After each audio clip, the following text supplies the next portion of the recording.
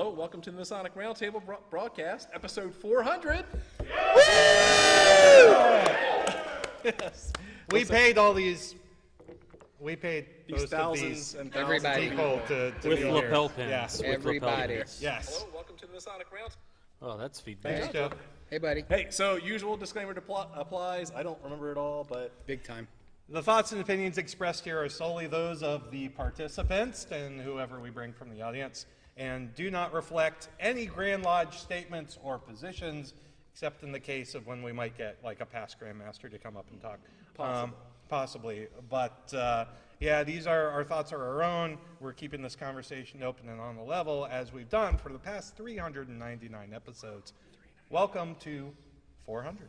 yay! Woo! So let's see, introductions. We're going to start over there. So who are you? Hi, I am Joe Martinez. I still haven't gotten kicked off the show, so that is a big plus. Working on Let me tell you about 401. Yeah, so might be a big change. That's what my tarot reading said today. Lots of changes happening today. Joe Martinez, still master of Manassas Lodge for another 2 months. Yeah, all right. And member of many other things, and I've been on the show for not 400 episodes, but yeah, I've definitely been a fan, and I'm looking super psyched to the next 400. Nice. So- Are you running like social media and stuff tonight? Yep, I got Okay. the YouTube and the book face. Obviously, you're playing the audio, so. Right on. Okay, Not cool. anymore, but yeah. Going next, Robert Johnson. Robert Johnson, past master of Waukegan Lodge number 78 in Waukegan, Illinois, and the current sitting secretary at Space Novum Lodge 1183, the premier Masonic Education Lodge in the state of Illinois. Hoorah. Next up, this guy. Hey everybody, Jason Richards here. Hi Mom. Past Master of Vacation Lodge number 16 in Clifton, Virginia, and member of the Colonial Lodge number 1821 in Washington, D.C., and Lafayette Lodge number 79 in Zanesville, Ohio. Excellent. And you know me, my name is John Ruark, past master of the Patriot Lodge number 1957, Fairfax, Virginia, UGLE, what's the Internet Lodge, 9560... 9659. 9659, okay. 69? I almost transposed those, but no. Oh, you know it, sailor. 9659 under the Grand Lodge of... United Grand Lodge. United of Grand England, Lodge, United, yeah. not the You're good with ancient English. Grand Lodge of Yeah, England. right on. Okay, so yeah, and then let's see, there's all four of us. So we are here, where are we, Jason? We are here in Greensboro, North Carolina for Masonic Con South. Yeah, it's super excited to be here. It's going to be an awesome event. The four of us and some other awesome Masons are speaking tomorrow, and so it'll be a day of fun, fellowship, and Masonry. Nice. So we're looking forward to it. P.D. Newman, Yeah, well, so what's coming up? What's coming up tomorrow? 'Cause that's the big Sean thing. Bradshaw, Sean Bradshaw. Sean Bradshaw. Jim Cole. Jim Cole! Yeah. And Some other dudes. And a BA presentation from Jason Richards that is premiering tomorrow. So Brand nobody has ever seen or heard the stuff I'm sharing tomorrow. It is something completely far and away and different from anything I've ever done before, and I'm looking forward to it. So it's about Noah. Yes, The flood. yes. Okay. And so what I've done is I've decided to compare different oral traditions of catastrophic flood mythology. You should make a presentation on it. Well, I did. That's why this is completely new information, and no one has ever seen this before. In the last And, decade. Ever. Yes. No, I'm super excited because I only know the title and the topic, but I haven't seen any of the slides, so it's gonna be fun. It's gonna be a lot of fun. Well, why don't we go through what each of our respective topics Let's are? do that. So Matt Parker, who is yet to come up from Brother hiding, Ben's Where's Matt Parker? We'll bring Let's Matt paging up, Matt Parker. who organized the whole event of the Masonic Con South, pulled in a lot of good speakers and everything, and really tried to run. With the things- exception of with the exception before of these here, four, right? Yeah. And yeah, you can't be perfect ever. So No. one thing I like is how he mixed it up, and I always enjoy speaking because most of the time you get the liberty to pick whatever you want, right? It's not just okay, we're going to talk about this. Oh, I want you to give a presentation on the trowel, right? Well, that's awesome because there's a million things you could talk about the trowel, but yet it's also limiting. But as we all know, after 400 episodes, there's a million things you could talk about, at least 399 things you could talk about Masonic education. And so having the freedom to just explore what's out there under the umbrella of Masonic education, that's the beauty of it. So John also likes to hear himself talk. yeah, so We so all the first, do. The Masons first hour do. will be me talking about Masonic education. Yeah. But what we got to do was each of us got to pick up our own topics. Some things and I know that for some of ours, there have been around, but we keep adding to them because, again, we're always students. There's always more learning to do. So let's see.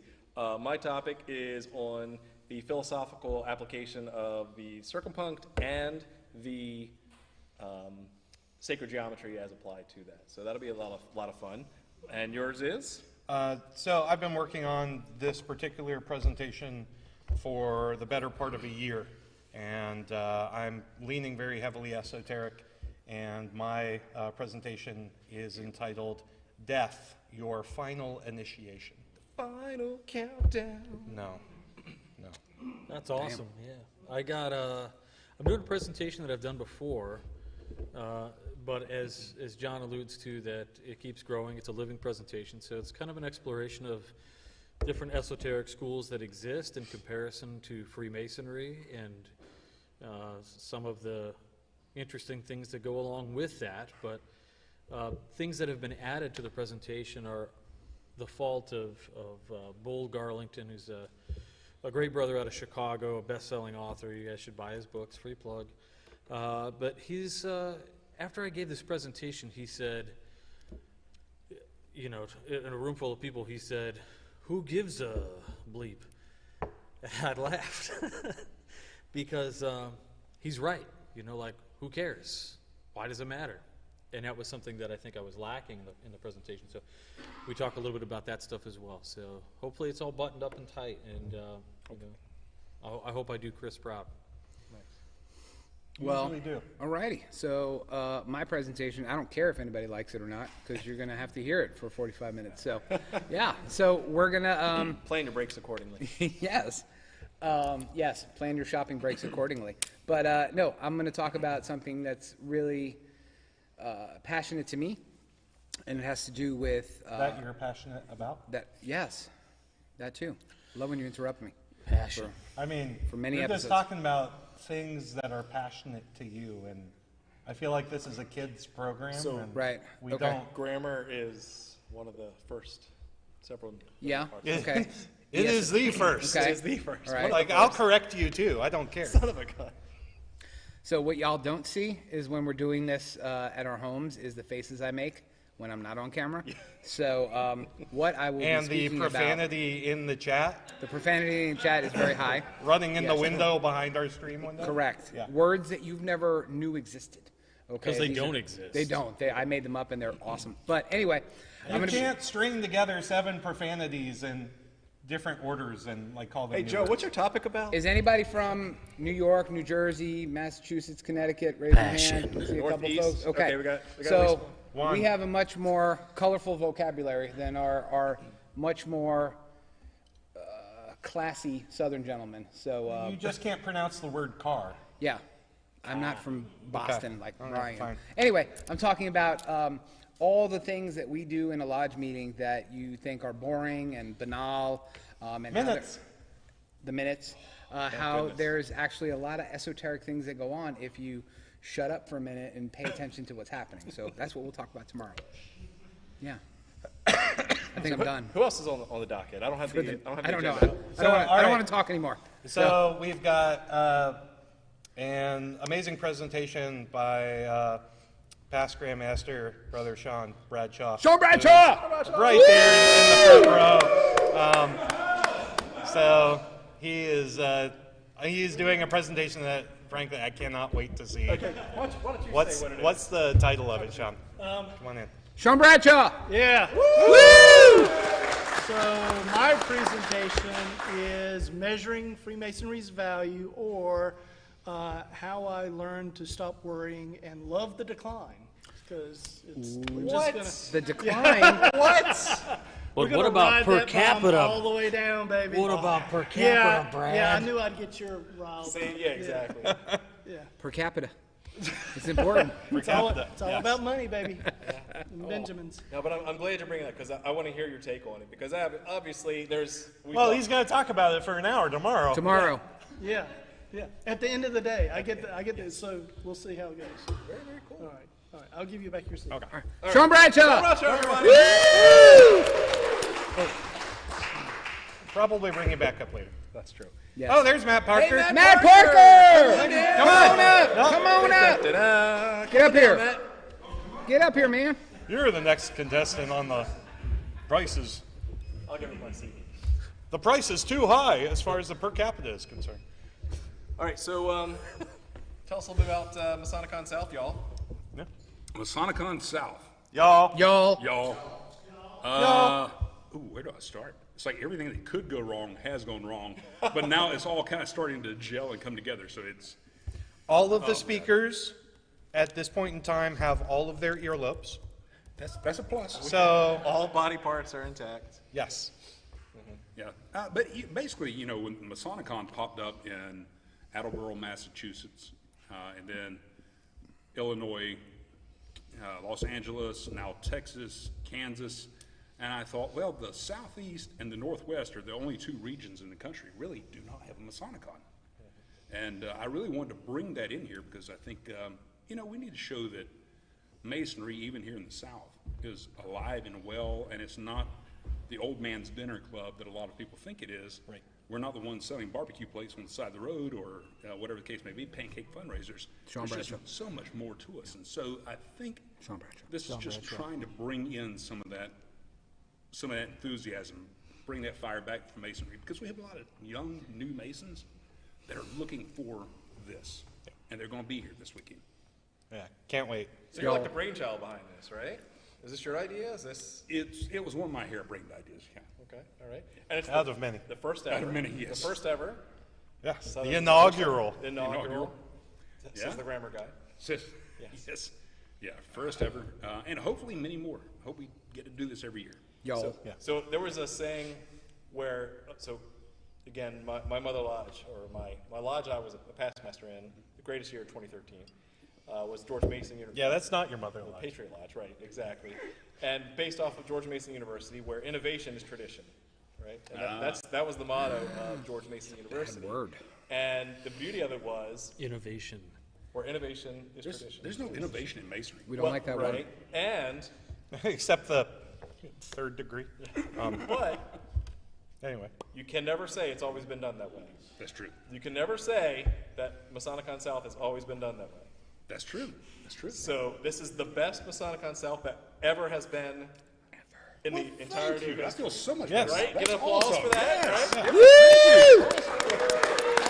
I mean, look at all these people. This is awesome. If this is any We indication, paid most of them. Oh, I know. Okay. I know you did. Yeah. John Ruark literally just came up with that because he was listening to a Tony Robbins cassette tape like an hour I ago. believe in you. Cassette tapes. You can accomplish anything you set your mind to. Believe. Field of Dreams. You can do it. You can do it. If you build it, If you build they it. will come. And they have. Wait, who is they? Doing his I know laundry in a the folks bathtub. watching can't see the audience here, but if this is any indication of what tomorrow is going to be, it's going to be phenomenal. Yay! I really I'm excited. Very Well, thank you. Are we going to tell the audience, or are we going to tell people listening and watching that, like, there are only 3 people in the audience?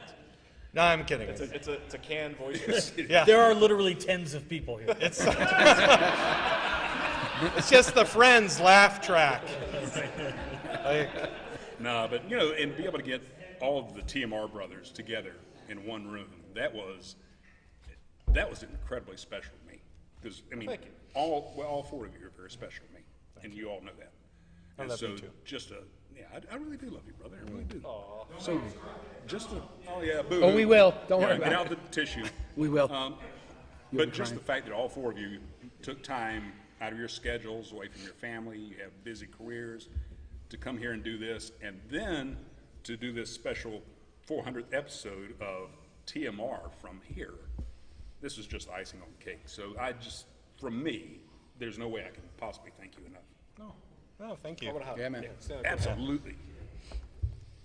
Yeah, I think Matt Parker. Parker. Matt Parker.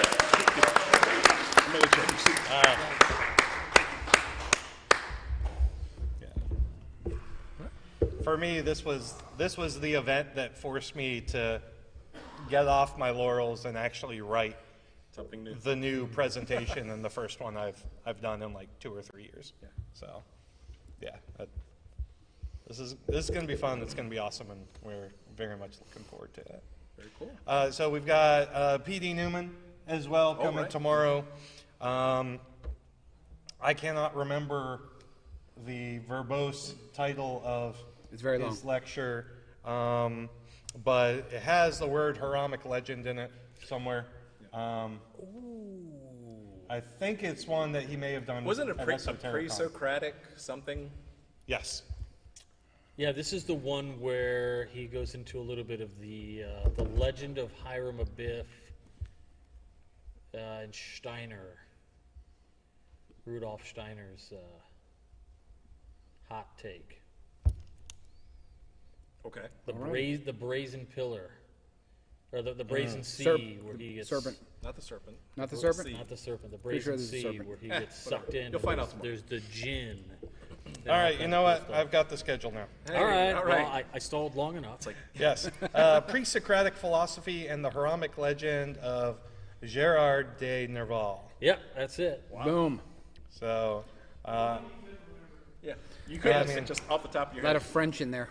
yeah, I think one of the coolest things that's going to happen tomorrow, and we've seen this at a number of Masonic Cons, is we're actually opening the conference with a guided meditation and a time for contemplation. And so that's one of my favorite things about these events, is that we take time at the beginning of it to center ourselves, leave the world in the space of the world, and enter into a time of sacred fellowship and knowledge. And so that is hot. super exciting. It's hot. Hot. Hot. HAWT. So that's a full agenda right there. Because Well, we got one more. We got old, illustrious. Well, we have It's called Jim Cole. Old Jim Cole. No, Jim Cole is a fabulous brother. He's one of my. Oh, you did like the Favorite- OLE. I was trying to be apostrophe. Southern. Old Old Jim Jim Cole. Cole. See, the Southern folks know what I'm All saying. right. Yeah. Okay. Y'all Now- Jim Cole. Y'all, Jim Cole, Jim Cole, y'all. is one of my favorite past grandmasters of all time. And besides Sean Bradshaw. Sean Bradshaw. Sean Bradshaw. Woo! So, Love you. yeah, what is he talking about? So, Whatever. it is Whatever a he great wants. mystery, Whatever he wants. like the mystery of Freemasonry. And so, illustrious brother Jim is going to be giving the keynote, and we are very excited to learn what it is. What it is. It'll be good. Okay. So that's tomorrow. My guess is it has something to do with Masonry, and he will most likely weave in a Scottish Rite reference or two. That's true. But I've been wrong before.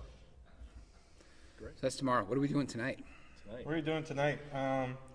Well, we know what John's been doing tonight. I'm not going to tell you what Well, number maybe one. what is that number? Like number 13. This is a red oak lager. It's a Lo- local. no, I didn't say what is it. I Oh, said I'm sorry. what number. It's like 13. It's a though. Masonic number.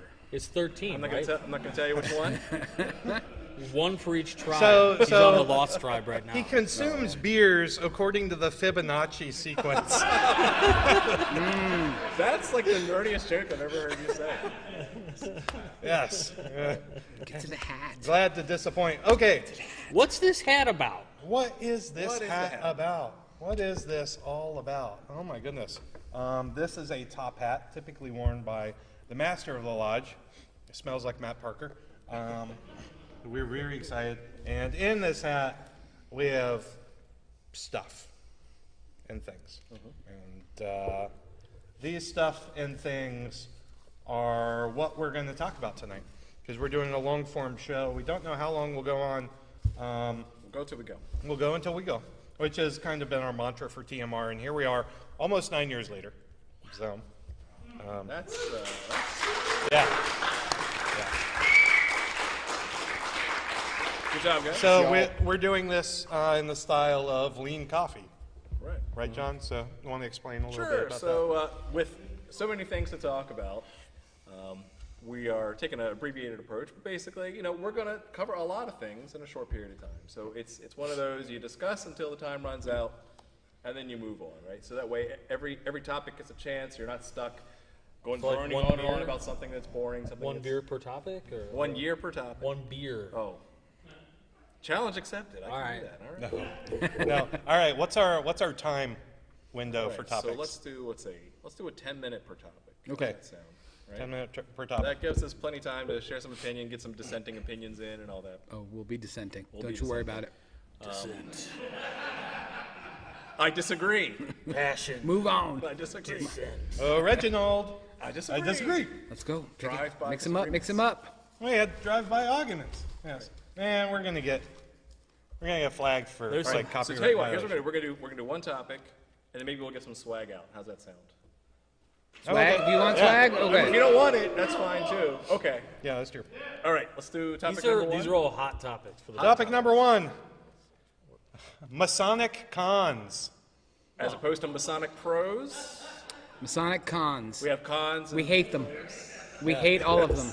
Yeah. They're a Let's bane say the to Masonic Freemasonry. cons. They're very negative. Green beans, minutes, past masters. These are all the cons of Masonry, right? No.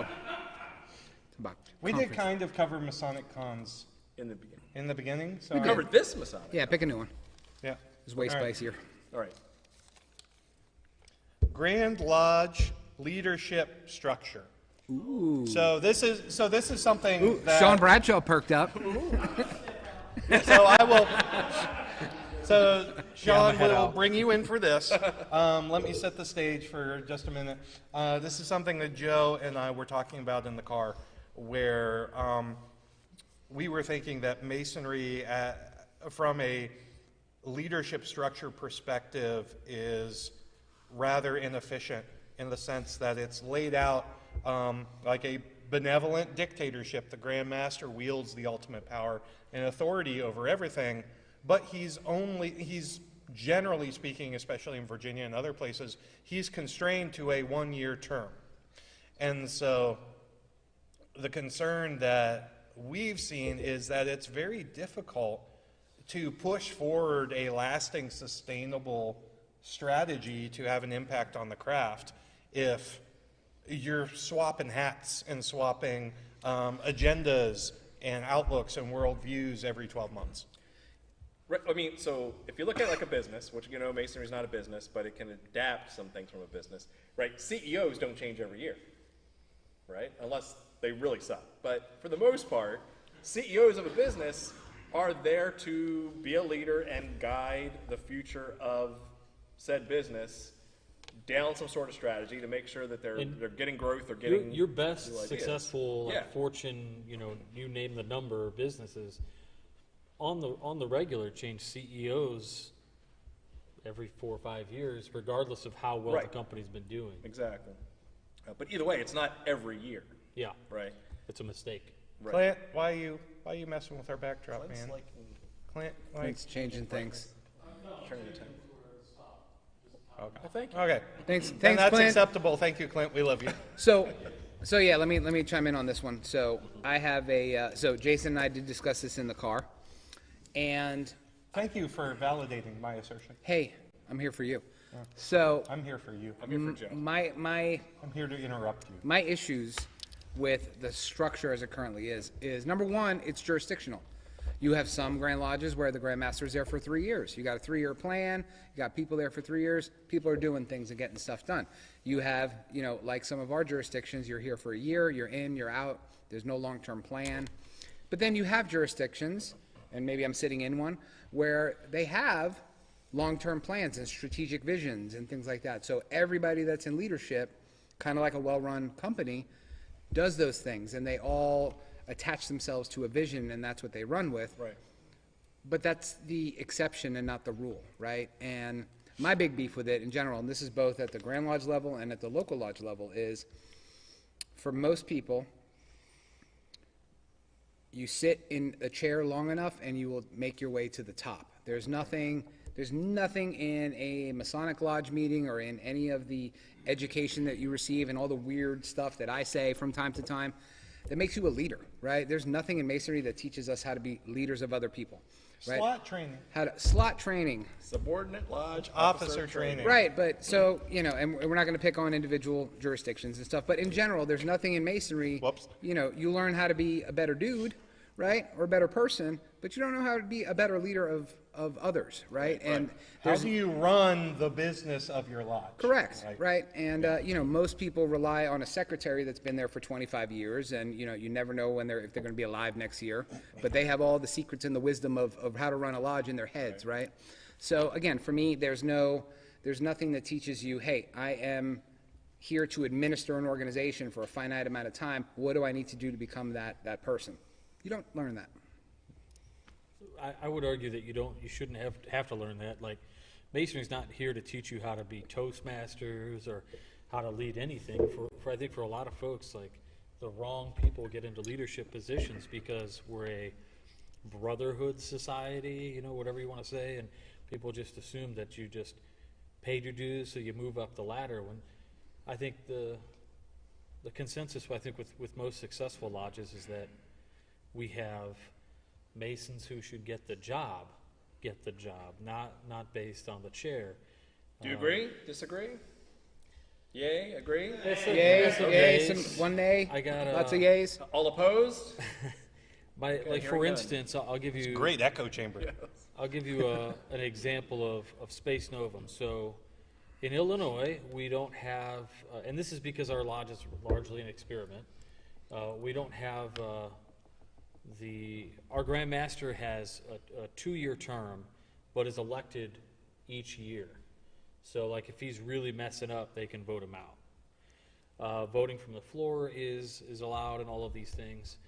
And for the most part, most of our lodges are very much centered on this idea of just going through the chairs.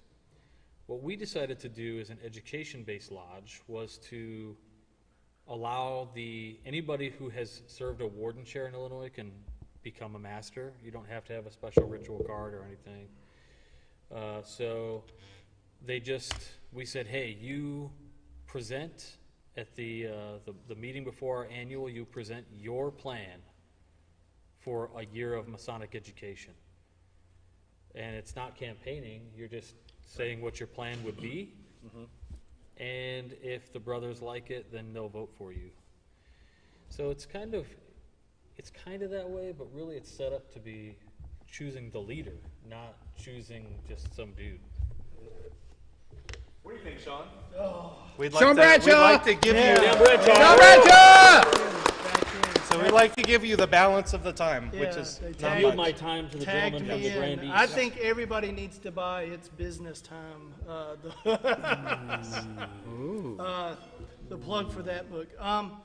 So here's the issue. Historically, if you go back in the meeting minutes, I think for every lodge that's more than probably 70, 80 years old, the masters of those lodges served multiple years. The leaders of the community served as leadership in the lodges, and we got away from that as our membership exploded, and there was a necessity to mentally at least, psychologically, to push people through. At the Grand Master level, I can only speak to North Carolina. North Carolina used to operate the same way in its very early years. Then we went to a 2-year term, and now we're a 1-year term.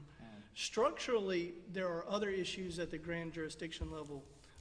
Some jurisdictions, you have guys that run for office. There's some pros and cons to that. The pro is, the guy wants it. The con is sometimes it's a popularity contest and you don't get the right guy. And you've got people who are at crossways with each other because they don't necessarily see it eye to eye. In jurisdictions like in North Carolina, where we select our incoming junior grand steward, there's the potential for it to be a good old boys network where you select your friend and not necessarily the best leader. I think in North Carolina we do a good job trying to find people with the right leadership skills, but not every jurisdiction's like that. Yeah. So it's a difficult problem to solve, but I think if you read the book you'll get some better ideas. Right on. How's that? Sean Bradshaw. I hear the guy who edited that book, like, amazing. Did he do a good job? Yeah, I think he did. Such a good job. It might not even be the same book it was. I venture to say it's not. But. Oh, just to put a bow on this too, like strategy, right? It shouldn't matter who is in charge, especially if they only have 1-year terms in general, because if you have a good strategy, a long-term strategic plan that actually outlines like where we want to be as a fraternity, how do we want to grow or not grow, what are we going to focus on, those things should not be at the will of any one person, right? It should be based on the collective unity of, you know, what the mission is, what the vision is for that jurisdiction, right? And every jurisdiction is going to be different, but I'm a huge fan of, if you do strategy right, you're going to make specific choices of what you want to invest in, so that you can grow, and that's whether it be people, whether it be charity, whether it be education, whatever that thing is. It's going to vary jurisdiction to jurisdiction, but at least there should be some consistency across multiple years, so that way, you know, there's harmony throughout. Grand Lodge of Texas, Grand Lodge of Kansas, I should say, they came up with a strategic plan that they pulled from the constituency, and they put it into action. And every Grand Master, for the most part, as I understand it, follows that plan. All right, we're at time. Boom. So, All right. and so in lean coffee style, what you would normally do is you would kind of do, like, you want to keep going, or you just want to move on to the next No, we topic? got too much We to have do. a hat full Move of on. topics. We got too so we're much cut to off do hard, here. because I'm Don't sure look. I'm not looking. Sean I'm not Bradshaw looking. could talk all day about Grand Line. Okay. Okay, ready? Single one. Here we go. Oh! 1-day classes. 1-day classes. Sean Bradshaw, come on. 1-day classes. 1-day class. All right, I'll start. I've seen the ghost of Brother Stoops walking through. So, for folks who don't know what it is, a 1-day class is, or you may have heard them called Blue Lightnings, or you may have heard them called 1-day conferrals, Grand Masters classes. What that is a candidate going through all 3 degrees in a single day, most of the time done in a stage setting like this, where you have one person who's the actual candidate and everybody sits on the sidelines and basically gets the degrees by virtue of being there. So that's 1-day classes. I'm talking with my hands a lot, I know. It's that Latin You're thing. gesticulating wildly. I am gesticulating. Some jurisdictions have them on the books every year. Some jurisdictions do them every few years. Some jurisdictions do them at the whim of the Grand Master. So it's really, it's done in so many different ways. But essentially what a 1-day class is, you walk in the morning as an EA, you walk out the door as a Master Mason that night, and You walk in the morning as a profane. and you walk out as a Master Mason, you get a dues card, and you are a full-blown Mason. Discuss. We only have 6 minutes. So, I go have ahead, Robert. I have an unpopular. I used to hold this really, strict opinion that they were just like a tragedy, and this was basically because I felt like I had to do some work. They should have to do some work. But then I stepped away from that, and then my friend and brother and fellow committee member, Chad Lasik, he said one time, yes, he's very articulate, so imagine, yes, I too was a victim of the 1-day class. And I was like, oh, tell me about it, and I got his feelings on it, and I think he goes to Masonic Restoration Foundation, all these conferences, and he's really, he's one of the 1% Freemasons. And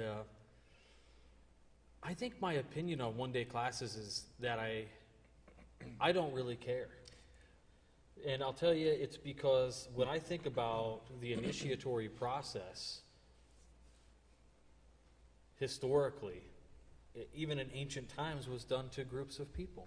So I don't really I don't know if that matters to me so much as So let me ask you this. I've been thinking about this recently, and I'm going to spin the question a little bit. So show of hands in this room, who has some sort of professional certification to like do their job, or just has a couple of these things that you've studied for, passed a test, and Like the PMP. like a PMP, like a certificate of any kind, right? Even a welding certificate, anything like that, right? Okay, so over half have some sort of proficiency certification. Now, most of those really doesn't matter how you get it. Some of them you get them in person, some of them you can do it online, some of them, right. But most importantly, rarely few of those are for life, right? That it's not you just take it one time and that test is good forever.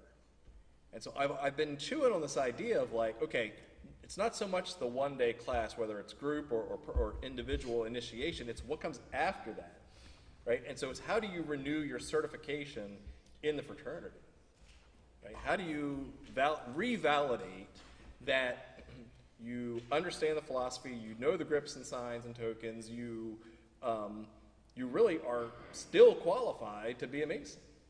We really don't check on that. As long as you pay that check, which very low dues fees, for the next, 50, 60, 80 years, whatever that is, you're still a Mason in good standing on the books. And we never come back to them and say, do you live that way? Do you really understand the philosophy? Do you understand what you obligated yourself to?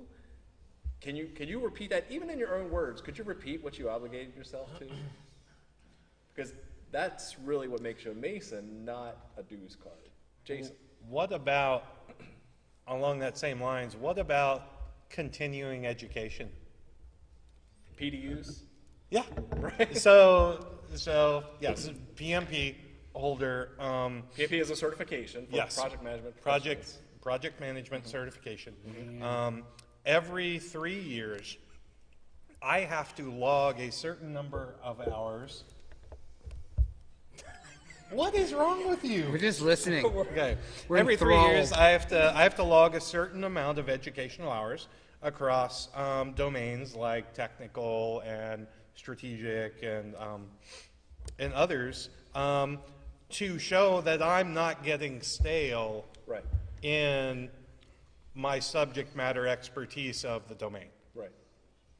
And so if we're looking at, the idea of, a recertification process in Freemasonry, like PDUs that you could earn as a Masonic So practitioner. what would that look like? That would look like, show me that you have read 5 books in the past 5 years, right? A book a year, that's not too hard, right? Or show that you have applied some Masonic principle in your life in the past year, right? I mean, that can be- You've served as a, as an education officer in your lodge. So Here comes Joe. Yes. With a dissenting opinion. well, You see the steam no, rising. you gave me Yes, so, and? so it's two one-day classes are a double-edged sword. You have a huge number of older Masons, I don't care which jurisdiction you're a part of, that see a one-day Mason, whether he's young, busy, active brother who is super, well-loved, and he's very active, and he does all the things that he's supposed to, that will always have disdain for this person because, to Robert's point, they didn't do things the way I did it, right? So there's this Which is flat out bad, which we all agree is bad. Is absolutely bad, right? A Mason is a Mason, and I will absolutely subscribe to that. But to Robert's point, and a little bit to your point, going back to the actual question, I don't care if you had your student loans forgiven. well, and I can appreciate that because I haven't.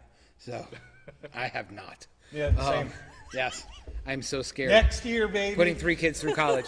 So on that note, but no, in all seriousness, you brought up a really excellent point about ancient initiations were oftentimes done in groups. Yeah. And in a lot of places they were. In some places they were not. It was a very personal and intimate experience. So I think going back to what you said, if the goal of our craft is to make members, fine, keep doing it. That's great. keep going. And you're going to have amazing one-day Masons, and you're going to have really awful Masons that have been around for 60 years and still don't remember what they obligated themselves to 60 years ago. So it's a crapshoot. But for me, if you're making members, great, that's cool. If you think that Masonry is something else, then we kind of have to diverge from that, right? And stop worrying about the membership numbers. Because that's all one-day classes do, is address the membership problem, right? We don't really... That's my concern with one-day classes, is the fact... Oh, we're out of time. No, That's a great idea, I'm sure. Yes, absolutely. It is the concern of, are we using one-day classes to solve the right problem? Yep. And if we're just using it to solve a problem of Masonic membership, then I would say let's reassess the value proposition of the one-day class and find One clap. then find a way that one-day classes provide real value for solving the right problem. Yep, I like that. So is it a solution looking for a problem? Right. Is a hammer looking for a nail? Before you pick the next one, Yeah. I see a bag of things in front of you. Oh, yeah. So let's What do you want to do with this? let's do some things. Okay. Stuff and things? So we have Mo the intern hanging out. in Mo the wings. intern! Mo the intern! Say Come hi. on up. Come say hi.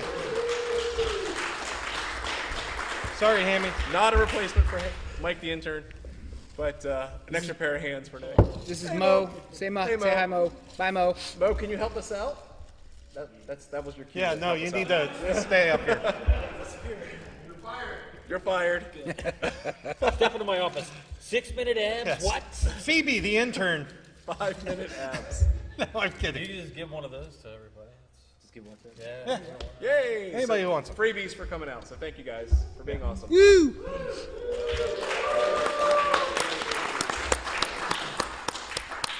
Right, come on. Get a good one. All right, I got this one. Good one. This one right here. That's Do the it. one. Do it. I'm gonna open it up. The password is. Mentally prepare myself. Ew. Do you, Is that a lame one? you can get one mulligan each. All right. No, don't throw Don't it put back it in. back. What are you putting it back Pick for? it All right, I picked it right back out. It's the same one. So put it back. Let me see. So get a new one. That's a John one. That's a managing your time. Okay, so no. I like it. It's a good idea. Moving on. Member retention. Member retention. Good segue. Which is a good segue from one-day classes. Yep, Right. I agree. Right, because one-day classes solves the getting people They in are the door. they are used in several jurisdictions Right. as a solution to the problem of membership decline. Right. Temporarily, of course. Temporarily. Temporarily. Because it gets. Imagine masonry is like a cup full of water, right? So you can pour water in the top, that's new members coming in, but there's a hole at the bottom where members are leaving through death, non-payment of dues, expulsions, whatever, right? So as long as you have more water coming in the cup than you have pouring out the bottom, right, you will grow the volume of the cup. Illinois One-day constantly classes does- solves more coming in, but how do you work on those who are leaving voluntarily through a retention problem? Illinois does this thing. They say, we'll do a one-day class every few years, a Grandmaster Festival, and they do it to clear the books, as they say. Right? Whoa, what does that mean? That means we've got, let's just say, upwards of 16,000 people across our state. 16,000 entered apprentices and fellow crafts. Like that's a lot. We got 44,000 Masons. Like stuck in the process. Stuck in the process. Okay, they have not progressed to become a master For mason. whatever reason. Maybe the For lodge sucks. variety of Maybe reasons, they okay. suck. I don't know. And so the one-day class is supposed to kind of push them That's through? right. It's Okay. an offer like, hey, we'll do this thing for you real quick, and then they hope that person gets involved and it retains them as a member. But I think what Stoops is, Grandmaster Stoops, he showed in his thing that in his analysis that stuff that doesn't retain a member for very long at all, right? 2 or 3 years you're getting per capita, so if you're responsible, maybe you're getting $20 on per capita or something. So Per capita. $60. You put on this massive thing for all these people. They telecast it to all these lodges. They do all this stuff. It costs gobs of money for $60 per guy. It just feels like a waste in my opinion. And lodges constantly do this thing. The Grand Lodges always want to push like, oh, leadership and all of this stuff as the way to retain the member. But there's really only one retention point. Which is? It's education. That's the only, consistent Is it survey though? data point that I've seen. Yeah. It's the reason we exist. It's why you would continue to come back to a lodge. One might argue we exist to make masons.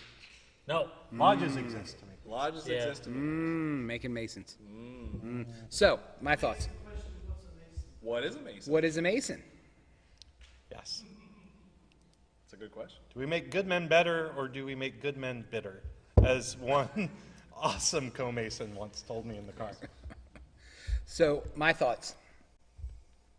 I think that, and you for years did, John, you did some amazing work data-wise, talking about how, member retention for non-one-day Masons, and we still have that underpinning of one-day-ness that we're talking about, versus Masons who went the traditional route. And we did have that weird spot of data where, one-day Mason basically didn't pay any dues for that year, and then the following year, once they actually started paying dues is when they would fall off Yeah, and S. not Brett pay. Morris says that it's after 3 years that's when you see the drop-off, because the first year you paid your dues, the second year you get your dues notice, the third year you get taken off the rolls. So actually, you should be tracking the third year after someone's raised to see if they're going to continue to be a Mason. Right, and that statistic pretty much holds true for both types of people who, both different ways to come into the fraternity, right? So there's no continuity break there. It's Right. Whether you spent a year to make a Mason or they got it all in one day, they leave around the same time. But exactly right, it's what are we giving a value to this new Mason, whether he does a one-day class or whether he takes a year to learn his catechisms or his proficiencies or whatever your jurisdiction does, what are we giving them a value? You know? Before they, I asked the question, I'm a member of some jurisdictions that actually do things with their candidates when they're still progressing through the degrees. You have lodges that open on the entered apprentice degree. Yes, for business, and they actually bring in these younger violation of members. the Yes, Baltimore it's very Convention of crazy. 1843. I don't care about the Baltimore Convention, okay? It was an innovation. It was an innovation. But, you've got your younger members who aren't full-blown Masons that have a dues card and can complain about things and sit in the grumpy section in the north. They can't do that yet, but they can participate. So again, what kinds of things are we doing to attract that new Mason other than the minute he's raised, giving him a Shriner's application and telling him to take a chair? Because those are the two things that happen. What did you say earlier, John, when you were talking about the one-day class? You kind of got on this thread about recertification. recertification. Yeah.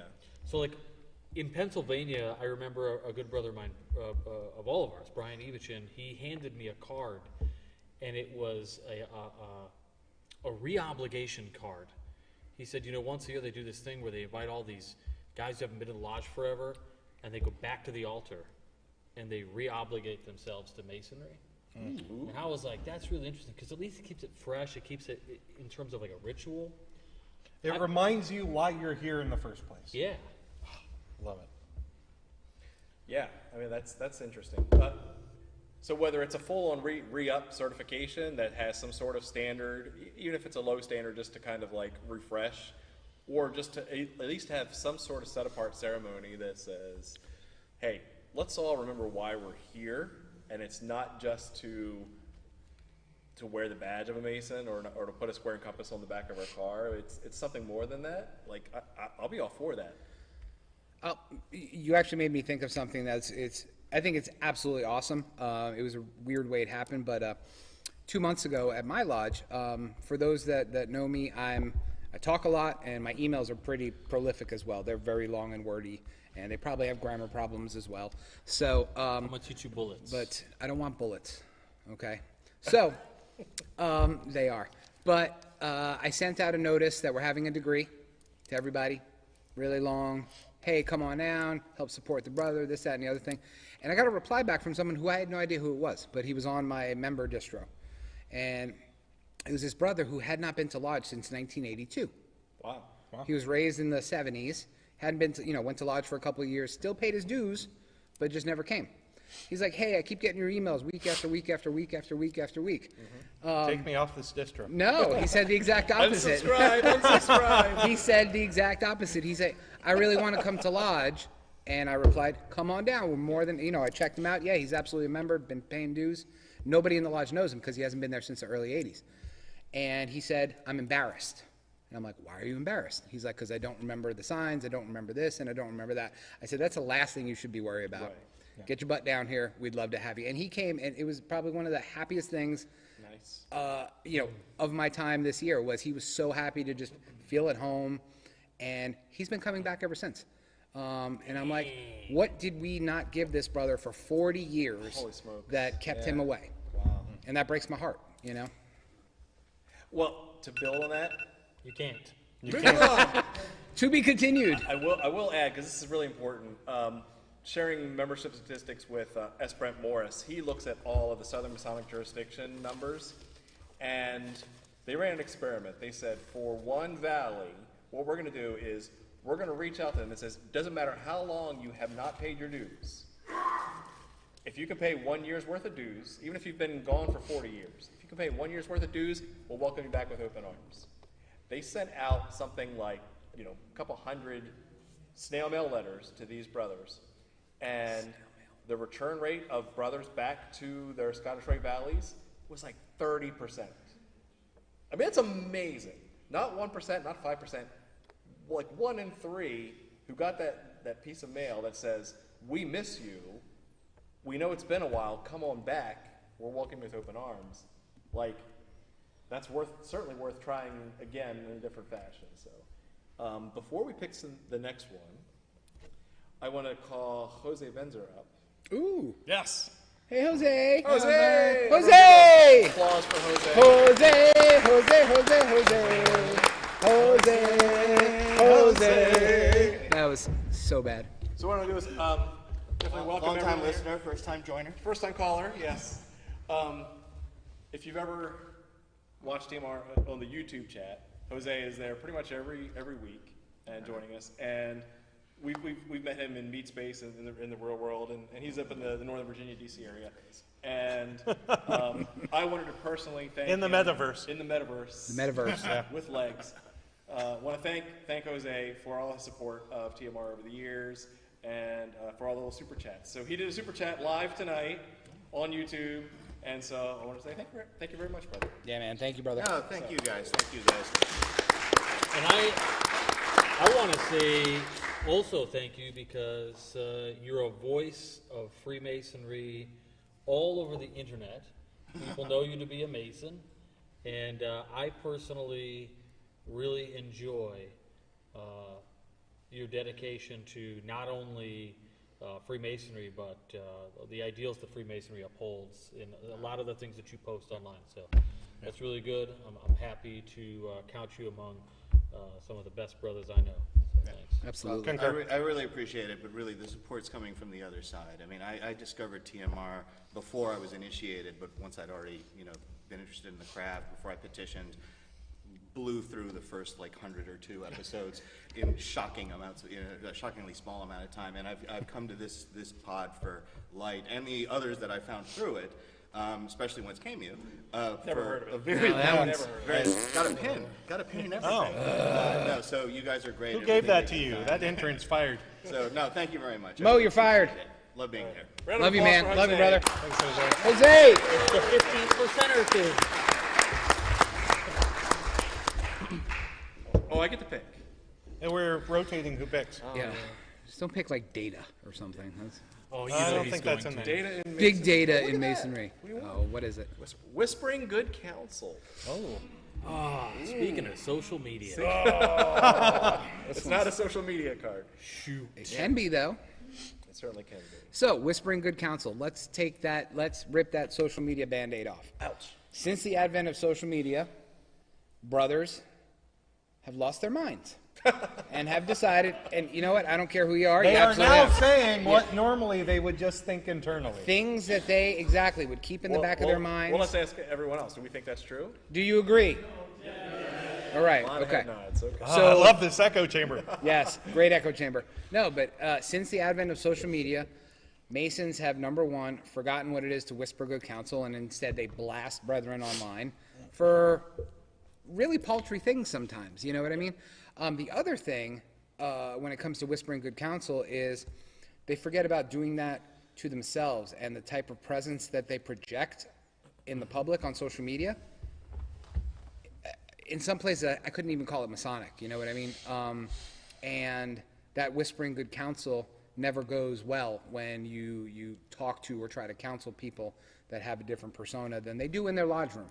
You know what I mean? So yeah, I think that I love social media. I'm on all the things. I'm on the talk. I'm on whatever one my kid tells me to sign up for. So I'm on the things. But I think that Masons forget that at some point in time you are going to see these people in person, and all those awful things that you said about them on social media will come back and bite you in the ass. So if harmony is the strength and support of all institutions, more especially Masonry, and yet you don't want to rock the boat, right? You want people to have their own opinions. There comes this balance of, when am I trying to keep harmony by keeping my mouth shut versus should I say something to a brother who's probably going too far in my own opinion, or I could be wrong. I could think that what you're saying is way off, but I'm the minority, and and so I think there's a balance there that we haven't really worked out as a fraternity that really says when is it appropriate, and we inculcate that you're charged to do that. Like every new Mason can say, you can correct a brother. And when I heard that, I was like, I'm not correcting a past master who's been around since 1973. I'm never going to do that, because they're the icon of the lodge. They're like, their picture's hanging up on the wall, because they obviously know something I don't. But that doesn't empower the new Mason or every other Mason to take initiative to whisper good counsel. And so, in the most friendly way, right? It's holding people back, because if I say something, I could lose not only a brother but a friend, an associate, right? A companion, right? Suddenly, my sacred space of Masonry becomes dangerous. I could burn bridges in Masonry. Yeah. And so it's hard, especially, social media or not, just to be able to say, hey, you probably shouldn't say this or that, or you probably should carry yourself a different way, or you probably shouldn't talk about politics a lot. Whatever that thing is that's bugging you, what I find interesting is where's the line, or where's the initiative to help correct our brother and aid him in a reformation? So let me just chime back in for a second, because I've been on the receiving end of lots of good counsel. You? Yes. Because yes. Screamed in your general direction. So right. So I've gotten both, and this year, this was my first time as master of a lodge, and I've had. And your last time too. And for a while, it'll definitely be my last time. Yeah, I'm tired, but it was a blast. But in all seriousness, you can tell by who is giving you that counsel the type of Mason that they are. I've had brothers pull me aside in a quiet room and say, hey, you probably shouldn't say that, or you're probably, you should think about what this person is saying or what that person is thinking, before you say something. And then on the other end, I've had people across the dining hall yell at me. It's like, hey, you're a bleeping idiot.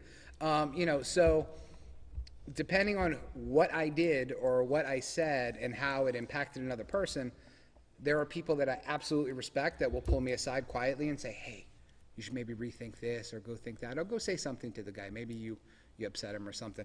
And then there's people that will correct me in front of others just to have their words heard and things like that. So I think there are people who know how to do it, but you also got to be able to receive it as well. There are people that cannot receive any criticism. So that could be a whole topic in itself. Absolutely, and it's a hard thing when to. When are you ready to receive good Absolutely. counsel?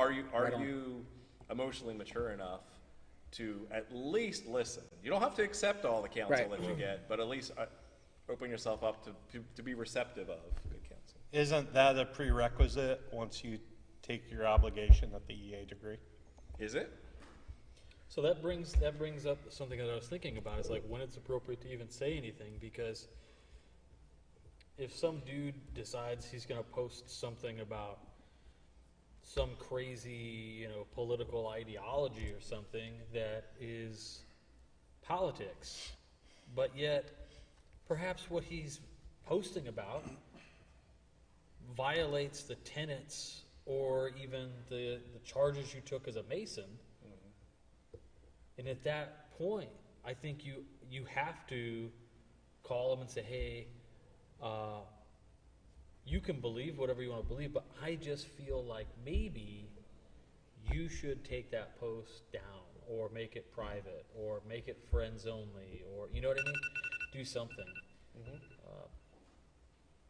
I think we do owe it, and it's a lost art of calling somebody to say, hey, you know, you should think about it. So you know that one person that's bugging you, that's a brother, that you really should be saying something to, there's your permission. Like, go ahead, reach out, whisper good counsel, see what happens, right? In the most friendly manner. Yep. Just Aid their reformation. aid their reformation. Where's Matt so I can yell at him publicly? I think he left. He did. He said he was going to go get tacos. He doesn't want that good counsel. Yes. All right. We love you, Matt. We have to be there for good counsel. Whose All turn? right. Get it. Come on. Next topic. Oh, see, this is interesting. The next topic, which we will talk about for 6 minutes. We're testing a theory on TMR. Next topic is watching paint dry. Ooh, okay. We have always said that we wondered if we could ever actually have a show on just the most banal topic imaginable, and it still be something we ourselves would want to watch again. Dirty little secret. Sometimes we're not as prepared as we'd like to be for TMR, right? After 400 episodes, there's a few of them that we just get in, we squeeze in the nick of time. We'll be like, Jason, you know about Russian Freemasonry. Go! I was like, sure. Yeah. Joe, you know about ancient Greece. That's how I got a permanent spot on the show. It's like, just keep pointing at Joe for things. Yeah. It's where the first French fries were made. All right, So, let's do it. interestingly enough, when it comes to paint, not many people know this about me, but as a kid, I got a lot of exposure to interior painting. Lead paint. I was going to go with no. that paint too. You eat Paint Yeah. chips chips. as a kid? No. You ate paint Why? So I grew up with my mom and dad teaching me the right way to paint rooms, and so I have painted every single room in pretty much every house that my wife and I have ever owned. And so when it comes to walls specifically, I do like a nice satin or even semi-gloss. So can I tell you, and this is, I think the Army ruined this for me. So every place that the Army You put me can't into, paint your walls flat. so there's something about the Army. It's everywhere you go, everything is this weird cream beige color. It's beige, right? The interiors. We're talking about Builder walls, right? beige, yes. Yeah, builder beige. Thank you. Builder beige. The first apartment my wife and I lived in, builder beige. When we bought our last house, the website had all these beautiful pictures, all these lovely painted rooms. We get there, everything's been builder beige, and I'm like, what the hell is wrong with you people? Like, what's wrong with color? Color's okay. Like, That was this house that we moved so into. I have why did they do that? Why did they remove all the loveliness and Color just doesn't cover it with sell. beige? But it does though. And so I now have this really gross feeling when I walk around and I see a building that, like, some lodge buildings that is in builder beige. Like you could have thrown something up on the wall. But as a result, I despise painting. I hate painting houses. Really? Yeah, It's like the most simple thing. I don't like it though. Yeah. You Spray you and can pray, barely bro. screw it up, and you No can scrape spray. it off and It's- try again. You can very much screw it up. Well, Yeah, you they- can. I can't. When they You painted can. my house, they said we had a couple vacations. I didn't know what they meant. And there's just some light spots. My first apartment manager, Chad, told me that we were allowed to have an accent wall. So when I got home from work, my wife had been home all day, and she painted like these awesome 1970s bowling stripes. It is the coolest thing ever. That's neat. So going back to builder beige for a moment. I hate it. I The hate it. reason I have heard that builder beige is so popular is it's an attempt to appeal to the largest market possible. Right. With Freemasonry, do we worry that we become Our one our day, builder beige our organization? one day conferrals, builder beige masonry. Well, even how we express ourselves and how we talk about an elevator pitch of Freemasonry, do we try to hold back Are in you order saying to that appeal to the A largest group peculiar of... system of morality veiled in allegory illustrated by symbols is beige? No, but if someone's like, hey, you know... Why would I join the Masons? I watched the conspiracy theories, like, do you guys really, you know, worship Satan? Like, Yeah. we kind of talk around it instead of saying he went in NPD like 10 years ago. I'll tell you what one of the biggest, like, beigifying of Masonry is, which is, we don't have any secrets, Oh, right? yeah. Yep. Oh, the biggest Dead secrets are- wrong. The biggest secrets of Freemasonry is we have no secrets, right? That is the beigifying of Masonry. Bring that right guy there. up on charges. Bring him up on charges, yes. Right. So, I will say, I've said this on the show a bunch, that the true secret of Freemasonry to me is the initiatic experience. And I will say that not all Masons today have that secret. And that is regardless of one-day class Yes. or someone Talking who about went through. members versus Freemasons? Yes. And so if you have someone who does not fully inculcate and understand the deep, rich values of the fraternity, then I would say Freemasonry to them has no secrets because they have not been entrusted with them. I like. Builder beige. Color beige. Builder beige. So, Are we done? So latex paint dries in about 1 hour. yep. And you can safely reapply in 4 hours. Yeah. Just like degrees in a one-day class. You can reapply new degrees every 4 hours. Every 4 hours you can get Every appendant body that Every you, appendant body. you hand out a position True for. story. So, I have seen the flyer. I wish I took a picture of it. Where in the Grand Lodge of Pennsylvania, this I'm only calling it out because that's where I was and that's what I saw. Was in one day. Charges incoming. In one day, yes. It was nice knowing you guys. They had not only where you could get 3 degrees, you got 3 degrees by lunchtime. After lunch, you could join the Scottish Rite in the Northern Masonic jurisdiction. And by dinner time, you could also be a Shriner. That's what we did at the Valley, Chicago, a few years ago. Yes, so you got all of those from 8 in the morning till 5 p.m. Guess what the retention rate was? Yeah. Not great. Yes. Not great. So, All right. NPD. if you think 3 degrees Pick blue something. lightning is Oh, rough, it's my turn? like, It's your can you turn. imagine All getting all that light, even if in the Feel this one. most intended manner? Feel this one. I mean, when you go home that night, like, what do you remember? I can't imagine, even if you do it the best way possible, how much your brain can hold and remember at the end of the day. So, I don't know, but All right. I haven't seen it since, so. Speaking of You nice gotta- knowing you, You got to do it. Speaking of nice knowing you. All right, so I picked the new one. The next topic we're going to talk about is the Shriners. What? All right. The So Shrine. we love you all. We've enjoyed our respective stints as Freemasons. You know what? We I will expect go. the charges to be filed And tomorrow. if you're looking for our Shriners episode, we did a special one, episode 200. 200? The lost Episode episode. 200, because we try to do a milestone one every 100 episodes. That's why we're doing 400 here today.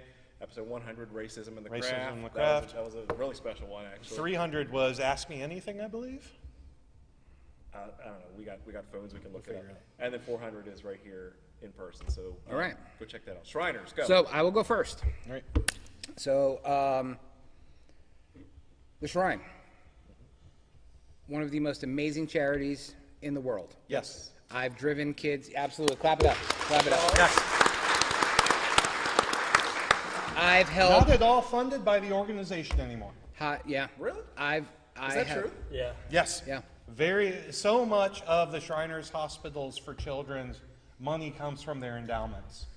Yes. And that is not from the dues and or So, interesting thing about that, other things from the members themselves. my mom saw a commercial one night, late night infomercial about the Shriners. What's that dude's name who's now an adult, who's on every commercial? The kid who became. But he's a grown-up now. Does anybody know his name? You know what I'm talking about. That kid. Timmy. That kid, he's grown up. Anyway, my mom saw one of those commercials 20 years ago. And she started she donated over the phone. She was one of those phone, Yeah. and they would take it out every month. She had no idea it had anything to do with Freemasonry. Really? Yep. So, so now my spiel on the Shrine. Absolutely fantastic charitable organization. They do lots of fun, amazing things. For me, and I can speak for me only, I don't get out of the Shrine what I was looking for in Freemasonry. Because you are a Shriner. I am a Shriner. Yeah. I don't get a lot of Masonry out of it. I get absolutely awesome fellowship. Yes. I get abilities to have fun with people. You know, and you know they have their same stuffy meetings like every other appendant body does, but I don't get Masonry out of my interaction with the Shrine. And maybe there's some shrine temples that do amazing kind of stuff like that, but I just have not had that experience. And when I think Masonry, like my mom, I don't correlate the Shrine to Masonry. My Shriner story is never joined the Shrine. I was at Camp Masonry with a bunch of great brothers a few years ago in Ohio. I remember those guys. Oh, Brad Drew sitting next to me, and we were, I don't know, probably too many beers in, and they were having an opportunity to join the Shrine there, and the guy was making a great pitch, so much so that I had actually considered it for about a half a second. Did you get a petition? Yeah, until Brad Drew said, "Let's do it, RJ," and then he looked at the guy and he said, "How long till we NPD?" So the Shrine has this reputation, I think, that's really interesting. Of course, the amazing charities. In fact, just not too long ago, a good brother, Mark St. Cyr, wrote an article about a Shriner event where you could go see a burlesque show afterward. And this was a drive attraction thing. In fact, in my jurisdiction, there was a past Grand Master, Clarence P. Schwartz, who there was an incident where the DMLA, this is the reason why Illinois is a dry state for alcohol in lodges, as I understand it. The DMLA was having a party, and the Shrine provided everything, and somebody spiked the punch, and a bunch of DMLAs got drunk. And Clarence P. Schwartz, Grand Master, called up the imperial potentate, or whatever the leader of the state is, and said, "Hey, you're no longer a Shriner." And he said, "You can't do that. You don't control." He's like, no. You got to be a Mason to be a Shriner, right? He goes, "Yeah." He goes, "We are expelled." So this is like really weird dichotomy. You know what I mean? Like they have this mystique, and it's really cool, and they say it's the fun part of Masonry. And certainly, I think it has spanned the gamut in terms of how to be social and have this great charity. But I don't know. If I'm older, when I'm older, I'll probably join the Shrine. It'd be some like I like dinner clubs and stuff. So maybe I'd take my wife somewhere. But Gives you another night out, another badge on the back of the car. yeah, I don't want to eat dinner ever at home. Who does? All right, so I'm going to take the liberty of extending out our time so I can tell my Shrine story. Yeah. We can finish up with yours. Go ahead. You could, This was the Give back episode my that never time. happened. yes, the episode that, what? What? Jason, go. No, so I almost joined the Shrine as my first appendant body after being raised a Master Mason. Yeah, a lot of folks in my Mother Lodge were very, very highly and heavily invested in the Shrine, and I actually looked up to a lot of those past masters and members of my lodge, and so I took my wife and I to a number of Shrine events, and I started to notice behavior at those events that I found personally to be contrary to the Masonic tenets I had inculcated through my 3 degrees. Having the potentate of the local shrine, who I'd never met before, come up to me and tell me slurringly that if I wasn't a Mason, he would punch me in my mouth. I had no idea what I had done to offend this gentleman, and this was at the same time that another much younger Shriner was very interested in my wife and trying to force her to imbibe alcohol. So, strike one. And 2 and 3 and 4, yeah. Right. And so, took a step back and said, okay, let me get some more data about the organization and That should have been enough. the people in it. And so talking to more over the course of the next several months, I heard stories of Shriners in my lodge talking, about hiring strippers and other things, talking especially about women in a very negative, denigrating fashion that, to me, really went against a number of our charges in Freemasonry. And so I kind of tongue-in-cheek said, well, it seems like the shrine is where Masons go to forget their obligations. Oh. And I'm openly admitting that based on my specific experiences with those Shriners, in my sphere of influence. I know that's not the case everywhere. Globally, Right. Right. But your personal anecdotal experience, Yeah. that's, wow. And so for me, I want to be a part of an organization that celebrates women, celebrates diversity, and celebrates having a good time with an eye toward temperance. And to me, that's Masonry. Question. There's a question over Question on the, With from you the with the floor. gray hat. So Yes. two questions. So you said something really interesting. You said that was the first appendant body I was interested in joining. Yes. And I'm not going to ask anybody in the crowd how old they are, but back in the day, you could not join the shrine as just a Master Mason. You'd have to have been a 32nd degree Scottish Rite Mason or a Knight Templar. Raise your hands if that was the case for you. Don't be shy, Al. Got a Come on. few of 'em, Come got on, a Al. few of 'em. Come on, Al. We love you, Al. All right. So that is a actually interesting point, where they changed that at some point, probably for membership. It was in the 90s, I believe. Was that right? 2000? Okay. Okay. So they were probably, concerned with membership, so they dropped that requirement. But before that, you had to have been a Mason for a few years. Now, does that say it makes you a more mature, well-rounded person? I can't speak, especially with your experiences that you had. But I do find it interesting that they took that requirement away just to get in more members. So. Well, and understanding, how the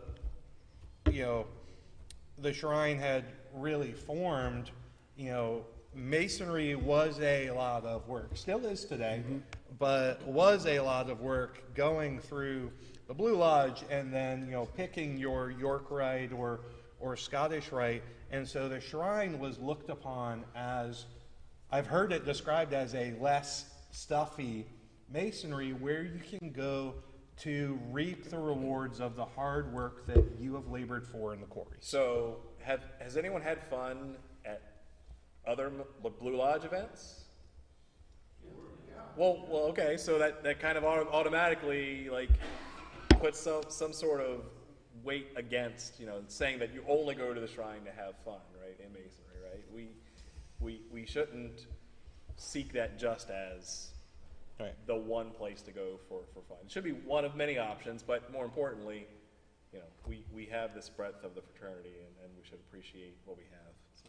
If you want to hang out with your buddies in Lodge, outside of Lodge, and just let loose, fine. Just don't bring it into Mason. Yeah. Right on. It doesn't need to be a part of Mason. Next topic. All right. Next topic.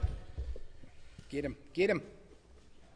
I'm not saying there that the shrine has No. no place in Masonry. Yes, that's never I've been never said that. Never been said. Right. Yeah.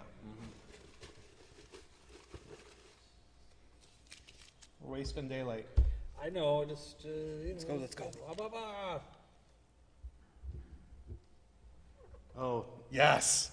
Yes. What have you got? What is it? So let's talk about the LGBTQ plus community in Masonry. Plus. I'm adding time to this. Okay. So we asked ourselves what kind of 400 show we wanted to have tonight, knowing that we were a couple beers in, and we said, screw it, we're just going to put in everything that we would want to talk about. So disclaimer, the Masonic Roundtable does not speak for any Grand Lodge or any No. positions. So, I will admit my bias out the gates. I do a lot of advocacy work around the LGBTQ community. Being a member of a men's professional music fraternity in college, I grew up seeing firsthand having very close friends who were targeted and just put down because of their orientation and gender. And so when my best friend, who I'd met in Bible study a decade before, finally got the courage to come out to me, because after 6 months he finally did, because he was scared to death I would never talk to him again, I realized here is a community where I can be an ally and help. And so you have seen what I've written on the Midnight Freemasons about homosexuality and Freemasonry. You've seen what I've written about transgender persons and Freemasonry. But this is such an important topic to me, because I've seen my best friends hurt time and time again. So that's why I'm very passionate, especially about in social media, about this particular topic. Yep. Were you going to go? You can go. Okay.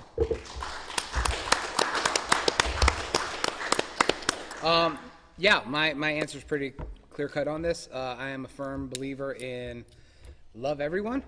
A lot of people choose to use that very sparingly, depending on their faith system or how they were raised or something. But, the one great command does not have any restrictions on it, right? It's not love only the people that look like you, or pray to the same God as you, or love the same type of people that you do. So I can say, I have family members that are in the LGBTQ community. I know brothers that are in the LGBTQ community. It's nowhere should we be, number one, getting our cackles up, or even, sorry guys, I'm going to screw up our PG-13, giving a shit who somebody else chooses to love. We're banned. Okay? Yeah. We're going to be banned now, so we're not going to get that Sesame Street money. So, that's one place where I think people, especially in the umbrella of Freemasonry, should just mind your damn business. It's not something, you don't run around asking people if they're heterosexual. Hey, are you heterosexual? Most days. Okay, Most. so, 80% of the It's- time, it works 100% of the time. There's some handsome fellas here. There are. Hey, sailor. So, no, but all kidding aside, it's like I said, it's something that certain people become fixated on. And number one, it's mind your damn business. And number two, either you love unconditionally or you don't. Either you say you do the things that you are taught to do, or you're full of crap. I don't subscribe to the people that are full of crap. So, I love everybody unconditionally. It doesn't matter who they go home and hug at night for me. I think, oh, go ahead. I was just going to say, this was really interesting because all day long we can talk about how it really doesn't matter and people should mind their own business, and yet there are places and lodges around the country and probably the world where, if we're talking about, male craft masonry, there are a number of times where somebody has been told, no, you can't join because of the sexual preference or sexual orientation. And what I find interesting... Or your gender. Yeah, that too. So so Illinois has a code 280, that states, Masonry holds no distinction of creed, race, religion. It is the internal and not the external qualifications of a man that you'd be recommended to be a member of the craft. And so we recognize that in the state of Illinois, we have seen firsthand a number of individuals that never got to join a lodge because their sexuality was an issue, even though they said it wasn't, the lodge, right? Interesting. So we introduced legislation this last year to include the word sexual orientation into Code 280. Just a comma, sexual orientation, comma, it is the internal, not the external qualification. One gentleman took the stand. We get 3 minutes for, and 3 against, 6, 6 total. And he says, if we add this to the code, then it doesn't square with my version of Christianity. I'd have to leave Freemasonry. He said that on the Grand Lodge floor. And I was like, wow. And the motion failed. And that's so incredibly disappointing. And yeah, I was like shell shocked. I was like, wow, like the guy said it has no place in the code. We wouldn't do that. And I said, well, then next year what I'm going to do is I'm going to introduce legislation to just strike Code 280 altogether. If we don't need to have distinctions made, then Don't make any. don't make any. But they will, and they'll fail that too. I think this gets to a bigger philosophical argument that we do not have time and 1 minute 30 seconds left to get into, which is how do we present ourselves as a system of morality that is ecumenical and Progressive morals. Progressive moral science. Yes, that is like non-sectarian, and how like inserting sectarian religious values into Freemasonry to me has just failed the craft time and time and time again. Well, even outside of that, right, you have the power of the black ball, right? Because even if you articulate to the T what constitutes a good moral person to join the fraternity, it's still up to the individual lodge to decide how they want to throw the black ball for non-inclusion or for not being fit for that particular lodge. Maybe not for the fraternity as a whole, but maybe not a good fit for that lodge. And we give each and every member that power, that authority to throw that black ball. And in most jurisdictions, it's loosening in other places. It only takes one dissenting vote. Pennsylvania's 3, I think. Pennsylvania's now Some 3. other places You are need 3. Texas, too. 3 dissenting votes. Really, Texas too. Yeah. That 3 dissenting votes, or in most jurisdictions 1 dissenting vote.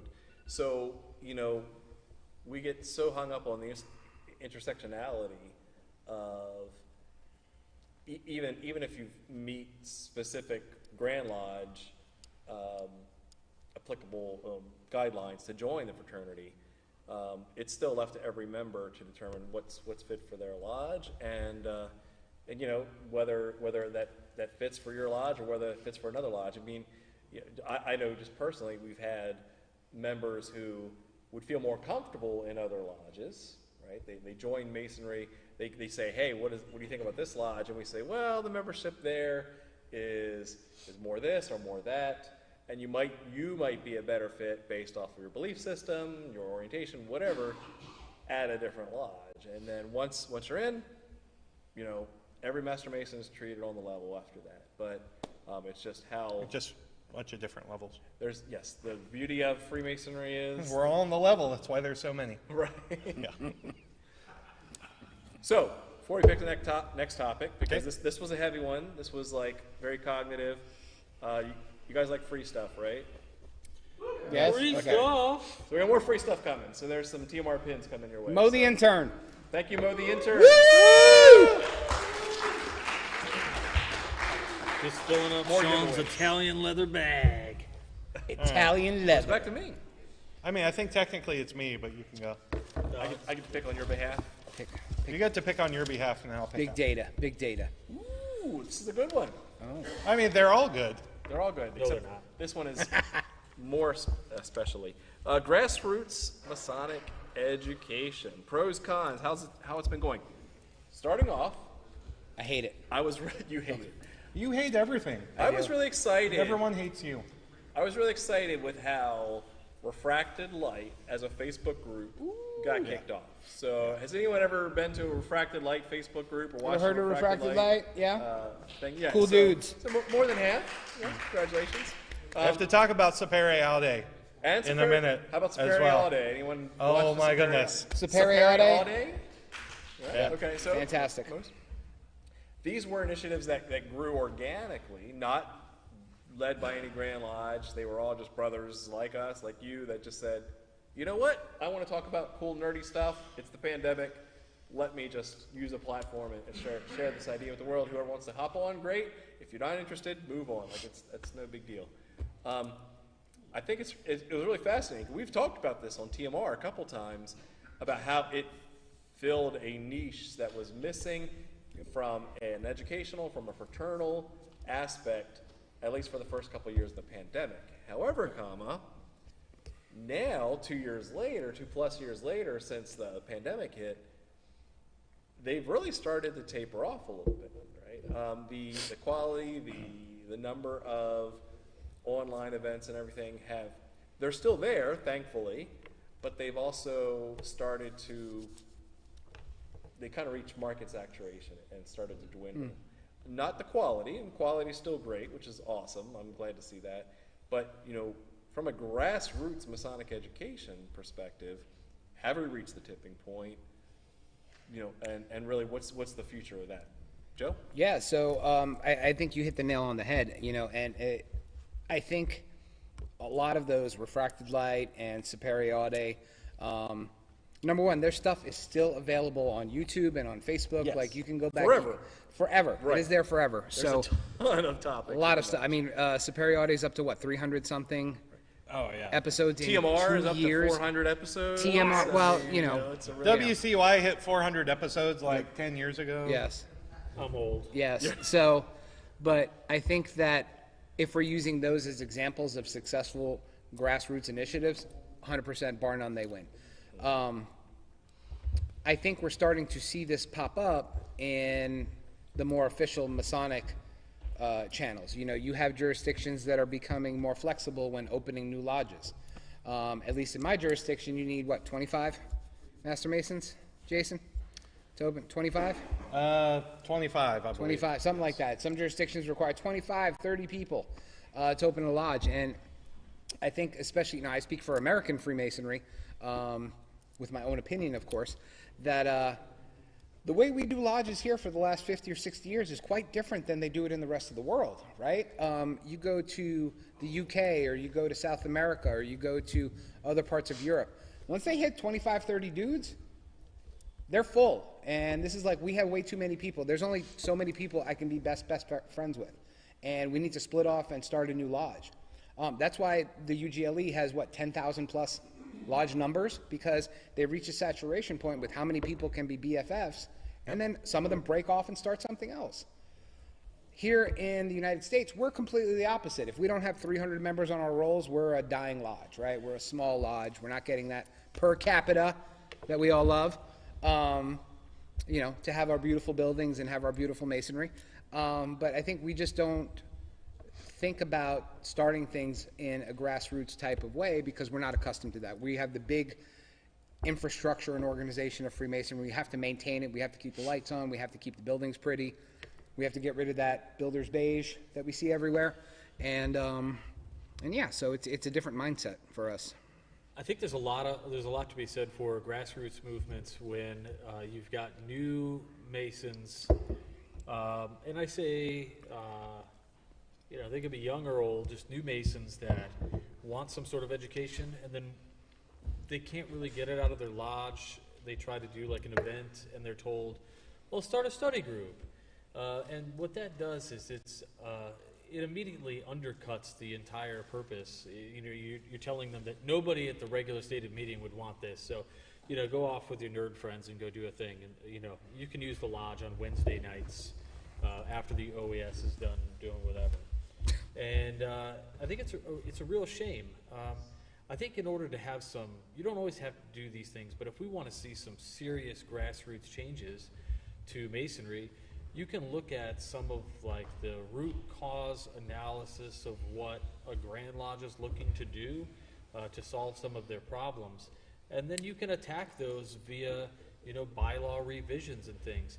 And maybe you don't get those bylaw revisions passed, but here's the thing, they come up before, the thousands of Masons in attendance, and also they go into the written record. For instance, I was just having a conversation with somebody who, in their Grand Lodge, introduced the idea of killing off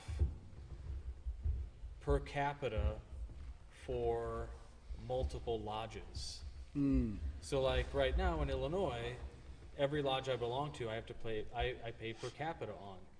But if this legislation had passed, which it wasn't Illinois legislation, it was another state, they would only get it for the mother lodge. And so what that does is, those kinds of things automatically like undercut, I think, a Grand Lodge's, I don't know, like, it starts to get them to think about, wow, yeah, you really killed me there. Jason drew something on my paper. It gets the Grand Lodge to kind of realize that maybe they're not as in tune with things as they think they might be. You could introduce things like going to quarterly business meetings and yet have 6 other meetings that can be designated for degree work or educational purposes. Gasp. There's a lot of things that you can do to put before people that it will eventually get them to start thinking differently about Masonic education. I will say, and this is a little off topic, but we're talking about online. We're kind of talking about online masonry a little bit. That's how we start. Yes, grassroots. But I think They're small. I think what the pandemic showed us is that you can still do masonry without having to go to a stuffy business meeting once a month, and in some places super successfully. But I think that a lot of those efforts were grassroots, because you didn't see every lodge doing it. You saw people that were vehemently against, no, I'm not going to get on Zoom and talk masonry with you. That's stupid. That was my best old past master accent. Work on it. It's okay. It's okay. 2 more months. 2 more months. And then I can get that. Needs a little more spite. Yeah. some anger. But yeah, I mean, I think you saw some lodges that figured out, like, holy crap, we can do this, and this is cool, and let's keep doing it. So yeah, so hopefully that fire doesn't go out. I'm done. Nice. All right, 3, 2, 1. But John, Ding. So my opinion, oh wait, Who's next? it's Jason. Get it, picking on my Jason. behalf. Yeah. So we're in the home stretch now, Get something good. because we've been going for well over an hour, enjoying this. I think you guys have been going. We're not going to go till midnight, so don't worry about that. Applause for no midnight. Mo is Hey, very but we happy. don't have to stop in 20 minutes. We don't have to stop at 20 minutes. Mo is very excited. It'll be Yes. close to 20 minutes. Who wrote these? Oh, wait, it was me. Oh, what did you write? This is actually going to be a really, really good revisit of our most controversial episode in our almost 9-year history. Episode 40 something. 2. 42. Episode 42. Youth groups. Youth groups, episode 42, if you're following along. Oh, y'all are looking at me. Okay. Thank you, Joe. I will go first. What do you think of youth groups? I will go first. Kids. Joe is our minority report. No. I have a daughter in Rainbow, and I have a son who just joined DMLA. I think youth groups are cool. Are they Masonic? Nope. Do they suddenly make you a Mason? Nope. And I think both of my children will agree with that. Are they there to teach lessons and give our children baselines for better behavior? Absolutely. Do they teach service? Do they teach charity? Do they teach sisterhood or brotherhood? Absolutely. Are they Masonic? No. So I think that, all of our youth groups were started by Masons. True. All 3 of them, the Right. 3 major ones, were started by a Mason. Even our appendant bodies where we have ladies, those were all started by Masons as well, to answer a need. And I think in the early 1900s, there was a really big need to keep our children engaged and to pass along some of those values. But at the end of the day, I like having them. Some lodges I don't think can sustain them. And I think that youth groups suffer because the lodges are limping along, and then In turn, the youth group is limping along, where you've got 2 or 3 DMLA boys, and that constitutes their chapter, or you've got 2 Rainbow Girls, and that constitutes that. They suffer the same issues that Masonic lodges do, so consolidate or die, is really the big thing. But I'm glad that it's there. It's definitely, like, I can speak for my daughter, who's probably watching because she's a big Masonic nerd. She's definitely watching. And some of you know her. I think it's gotten her thirst for knowledge. It's definitely whet her appetite in her thirst for knowledge, and I think she's going to do amazing things when she grows up outside of that youth group. So I'm going to say something unpopular. Ooh, go. And it's a really bad metaphor, so forgive me, it's late in the night, but Masonic youth groups are like the utility room of Freemasonry, in the fact that they are an essential part of the history of a fraternity, of the structure of Freemasonry. But if you aren't taking care of the main parts of your house, having a perfectly decorated, refined utility room to do your laundry in it's not the sexy part of Masonry. It's not the essential part of Masonry. It is a part that has become part of the Masonic family over the years, but especially now in 2022, it's one that if we don't focus on the essentials, which is Masonry, right? If we don't focus on Blue Lodge Masonry, then focusing too much on the utility room may or may not be the highest priority thing that we should be focused on right now. So again, it's not saying that it doesn't have a piece in the house, right? You need a utility room in your house, and if you are trying to sell your house, you want to make sure that the other parts are stable, firm, strong, right, well decorated, and ready to survive well beyond, right, the many years that you hope to have your house survive. So, I disagree, and I think you're stupid. I mean, Thank you. Fair point. Fair point. I feel like most people say that to John. So for me, I think this is very much like the one-day conferral or one-day class conversation where I'm like, okay, you are trying to use a certain thing as a tool to solve a problem where I don't think you have demonstrated the causal link in it being a solution, and/or I don't know if you're solving the right problem. Right. And so Maybe that's what I was trying to say. and I don't know what you were trying to say. nobody know. You don't know what you were trying to say. No, but I mean, I am speaking. I'm going to here. interrupt you. So No. you bring up a good point, John. No, I do. He doesn't. I've seen he does though. I've seen and listen, I've got kids in both groups, but I'm going to say it. I've seen certain groups of people, their kids join youth groups and their parents are not related to the Masonic family at all, right? Back in the day, you used to have a mom or a Right. dad or somebody that was a Mason. Now all of those restrictions are gone, right? Almost. But I've seen it used as marketing towards the adults, right? Like, your girl joins Rainbow Girls. It's like, hey, why aren't you a Mason? And we use that as a recruiting tool sometimes. So I don't know if that's their ultimate purpose or not. But now what were you saying, Jason? Now we care. Go. That train left the station about 20 seconds. No, I ago. like the part where he agreed with me. Okay, no, nobody cares. Shut up. We're getting punchy tonight.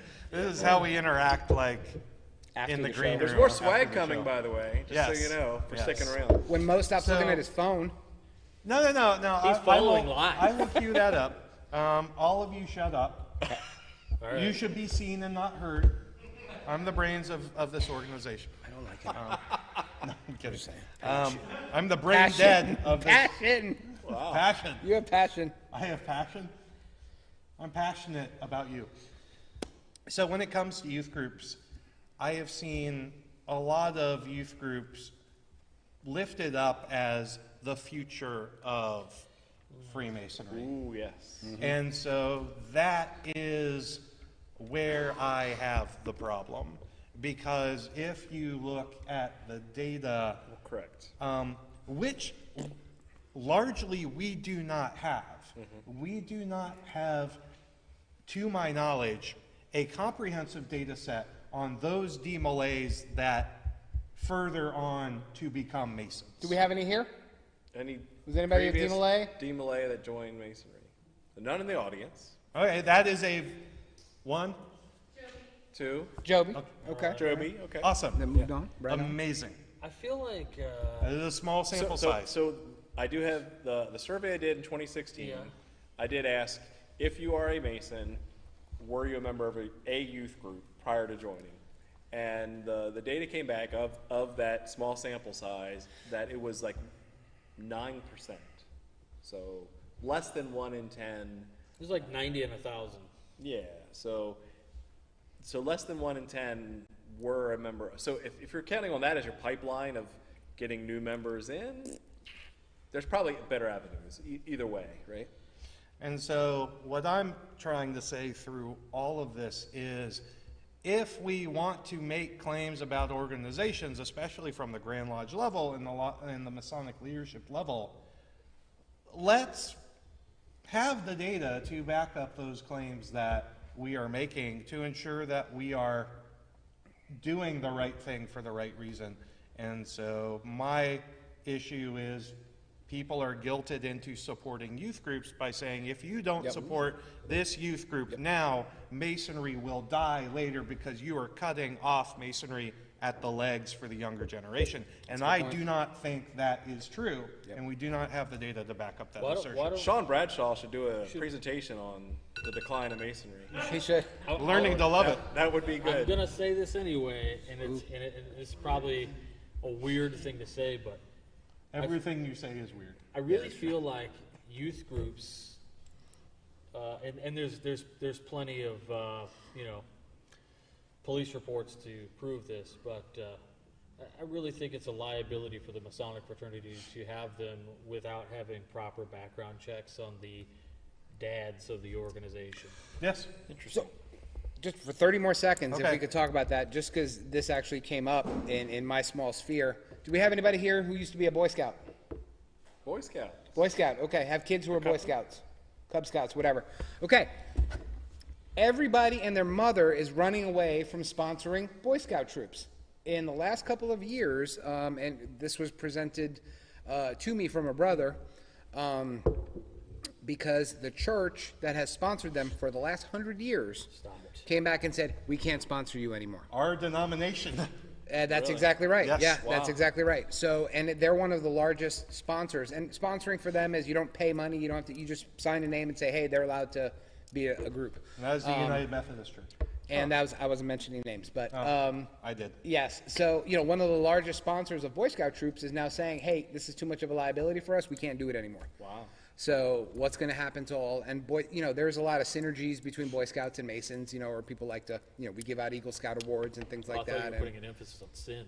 No, well, there's some of that, but yeah, one of the largest groups in the country that keeps Boy Scout troops alive is now saying, we're done. And, there's going to be fallout there. So you bring up an amazingly good point. Probably the only one of the evening. Yes. And it is a specific issue with liability Oh, yeah. around putting measures in place to protect those children. Right. Absolutely right. Yeah. Here's what we're going to do. What? We're going to do one last topic. I hope it's green beans.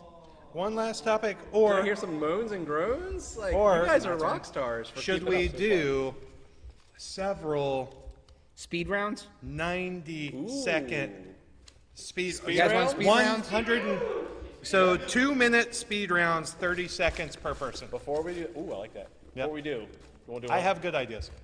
So, Rarely. so I need to, as we're queuing that up, I would like to go back to our grassroots Masonic education efforts and say, okay, a bunch of us do a little thing called Esotericon. Woo woo. Esotericon. Yeah, what are we paying you for? Not a Masonic event. Not a Masonic event. Not a Masonic event. Yes, that keeps us out of trouble from That's right. several grand jurisdictions. So my question to the audience is, which of you were not present physically at this past year's Esotericon in Manassas? Raise your hand. It Not was there. Not there. Not there. In Manassas, Virginia. Definitely some who were. I see Okay. y'all. I see y'all. So I am the swag guy for Esotericon. I do the branding, and I largely procure the merchandise for the con. We had some extras this past year. Extra and goodies. For those of you who were not able to make it in person, would like to be able to give you all a little bit of a memento. Our intern, Mo, so Mo the you Mo the raise your intern! hands. Our intern, Mo, will either give you an official Esotericon brass singing bowl Singing bowl. that everybody in person got, or an Esotericon branded tarot deck Ooh, he's got that those? brother RJ Made by hand. designed Handmade. by hand, with all of Overlaid. the Esotericon speakers past and present. And so, Man, there's been a lot of good stuff tonight. Yeah. A lot Yeah. of good swag. We got more. We got speed round. Speed round. yep. Speed round. So while that's going on, all right, speed round. All right. Okay, so what are the rules for speed round? All right. What, 90 90 seconds? seconds? No, it's 2 minutes? 2 minutes, 30 seconds, 30 seconds, 30 seconds, Ooh, 30 seconds. okay. We go down the row. I will say when it's time for you to quit yapping. Okay. Okay, Y'all ready? yeah. Here we Speed go. round. Okay, number one. The number one biggest challenge to Freemasonry. I'll Go. start. Or No. you start. I picked it. You start. Okay. Number one, biggest challenge to Freemasonry relevance in 2022. Okay. It's that we, as a philosophical moral society, we need to recapitulate our value proposition to make sure that we have a home for those who are lost in, the polarization of debate, and that we are trying to unify each other, and that's the beauty Next. of our You're done. fraternity. Go. Okay. Number one challenge to Freemasonry is not treating Masonry like a business that needs to be maintained. Looking at it from a transactional perspective and putting into place practices to make Masonry solvent, sustainable, and have its value proposition Yay! re-looked at. Agreed. Robert. Robert Johnson. Being a progressive moral science and following through with what that demands of us as a fraternity. So, there's a time when we were viewed as ahead of the curve, and we are behind the curve. And we always say, oh, that's because of tradition, or that's because society's, crazy now, Joe. anything goes. We need to decide what we're going to be in the future. Are we a social club, or are we a philosophical school that initiates members? Pick one. You can't do both. I'm done. Okay. He's Okay. using his Good time. job. I like it. Okay, next topic. All right, ready? Yeah. Oh, there's two here. In 30 seconds, you got to answer this. When did you almost quit and why? Joe.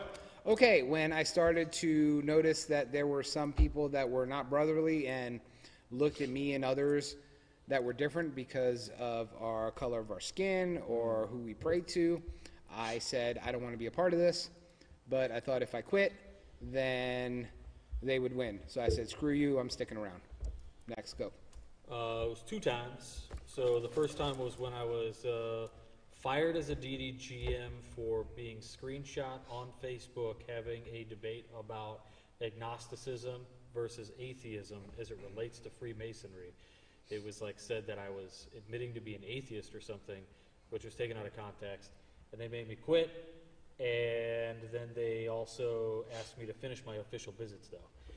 So that was fun, and I don't know, I got 6 seconds. The other one was stuff. Pick a day. Pick one. Shit. Tuesday. All right. Take a day. Me, after I stepped down from my year in the East, leadership put me in a difficult position in relationship to one of our past masters and how we as a lodge remembered him. And I remember. I started a veritable civil war in my lodge, and to this day, I don't feel comfortable or at home in my mother lodge, and haven't been back. For me, it was when I got a passive-aggressive notice from the Committee on Work that they did not like the use of our Chamber of Reflection when I was Master of the Lodge. And that they weren't going to officially call me out on it, but they wanted to know verbally that they knew that they didn't like what they did, what I did. So it was like, so are you calling me out or not? And then, of course, the other times were when I realized Masons don't read. But then Albert Mackey also figured that out 100 years before. Yes, he did. Yeah. All right, next one. And Jason will go first. Okay. The Lodge Chaplain. The Lodge Chaplain. Why do we pray in Lodge? And this was one that I wanted to get our intern up here for. So what give I him will 30 do is I will suspend this, and I will You're say, breaking the rules. intern Mo, come up here in 2 minutes. I want you to talk about why you're the Lodge Chaplain for Manasseh. Come on. Mo the intern. Yay, we're the intern.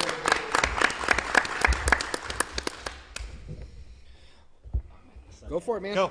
Do it. Why do we pray? Do it. You're not on TV. Well, I do believe that at the end of the day, God is in the heart, and it should be there. And it should be a good difference between what's going on in the outside world and what's spiritually important to you. There are many connections made across multiple religions, and if you kind of get into them, they mainly touch on God.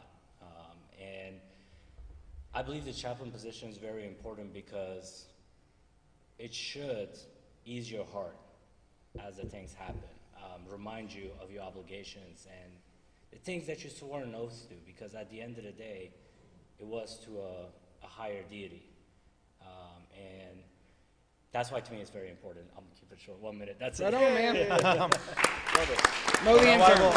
I will close that by saying, having sat in lodge with Brother Mohammed, he is the single most impactful chaplain in a lodge I have ever been in. Wow. That's high. Mo the intern. Yep. Woo! You ready? Yeah. All right. Go. You go first. Contemplative Masonry. Masonry and its alignment with contemplative traditions. I have, within the past several years, just become comfortable enough with exploring the meditation and contemplation. And I think when combined with the tenets of Freemasonry and medication helps. You should medicate. Medicating Masonry. Meditating through the tenets of Freemasonry is a force multiplier for your spiritual and personal development. Boom. You. Why are we here? Right? We're here to take good men and make them better. So Bitter. the only way to do that, to better, not bitter, the best way to do that is by looking inward and figuring out why we're here. What are we put on earth to do? How do we be good people while we're here? And then how do we like spread that love going forward? Robert.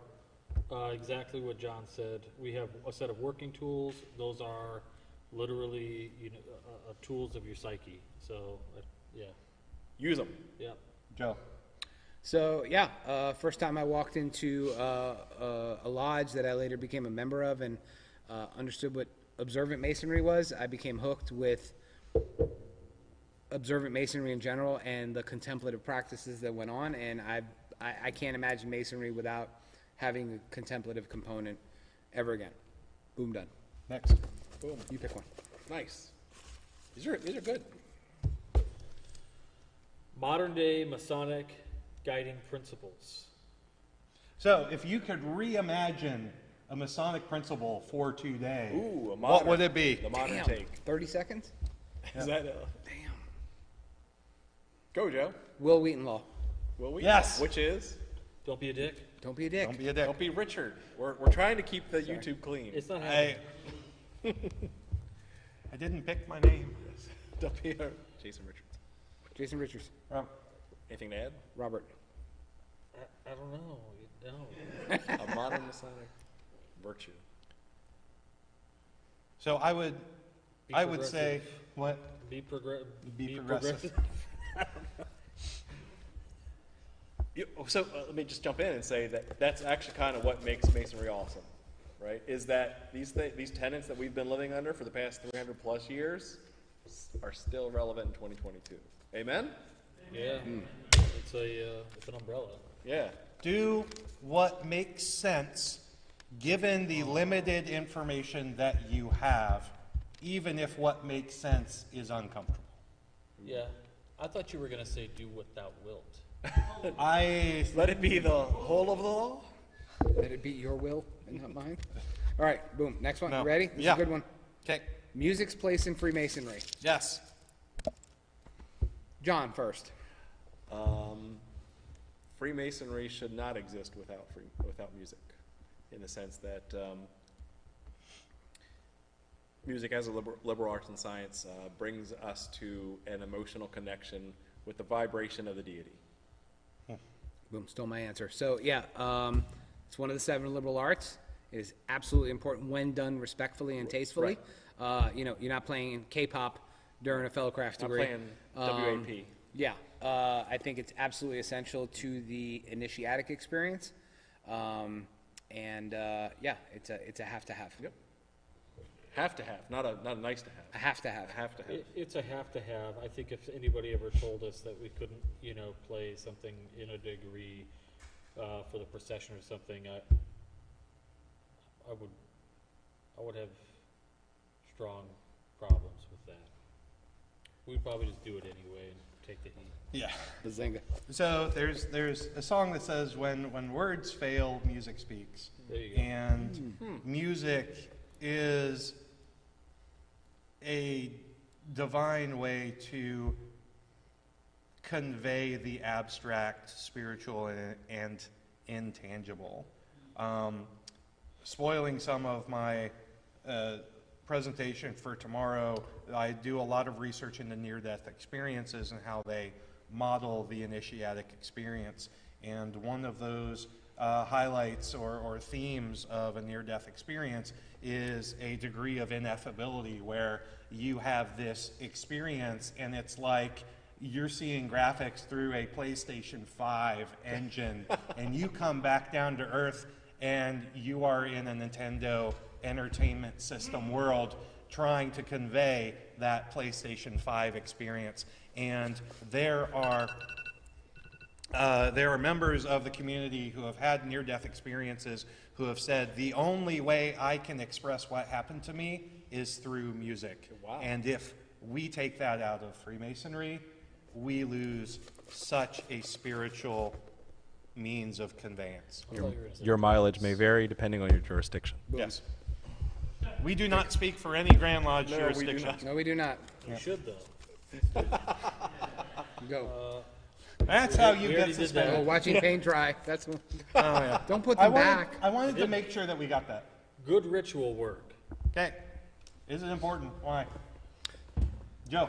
Yeah, it's absolutely important because I'm looking at someone who does some of the most amazing ritual work I've ever seen, because he gives a crap and he's imparting a really special experience. And if you do it well, it actually transcends what you're doing in that place and time. So, if you're building a sacred space, keep it sacred and do the ritual sacred.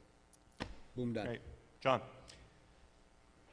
I used to not be a fan of ritual, and I changed over the years because I found too many people being robots, basically just being Masonic robots and just following the motions without understanding what it means. And I'm okay with that now, because even if a person is a perfect ritualist, they're preserving some knowledge for the future generations. So, Unless you have a cipher book, then it's there for everybody. yes, unless you have a Masonic cipher. Boom. All right. Over to me. Ritual and floor work heightens the initiatic experience, which I find to be the true secret of Freemasonry.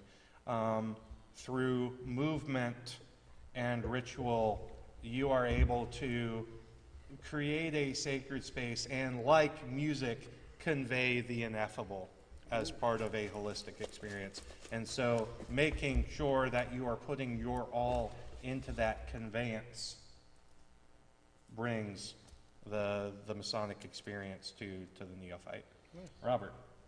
So what John said, preserving the past, right? So I think about the book Fahrenheit 451, right? Like how many Masons do you know whose name would be standard work? So this is really important, but also I think back to things like the Baltimore Convention, where there's evidence to show that like this is where Illinois had adopted this thing where it's stand and deliver. You can't use your hands. You got to stand in the east and deliver the lecture. Ba ba ba ba ba. Right? I got to use my hands. But that's not theatrical. That's not moving. It's not real. Ritualistic. So yeah. Not thespianism. Yeah. Boom. Ready? Yep, do it. Oh, this is a long one. What, aside from religion and politics, can divide men? John, this was your idea. Holy crap. Oh, jeez. What divides? Outside of religion, politics, and borders and/or nationalities. Tribalism, right? So we're tribal creatures, and we form affinities towards different things. So the first thing that comes to mind is like Android versus iPhone, right? Or different kinds of, of groups that we tend to align to. And so, if there was an Android-only affinity lodge, I'd probably join that, as opposed to those awful iPhones. So I'll start with that one as a dividing factor. Go. Robert. The overstepping of boundaries in terms of Masons assigning any number, pick a topic, and they'll say that's being political when it isn't. So like civics, for instance. Joe.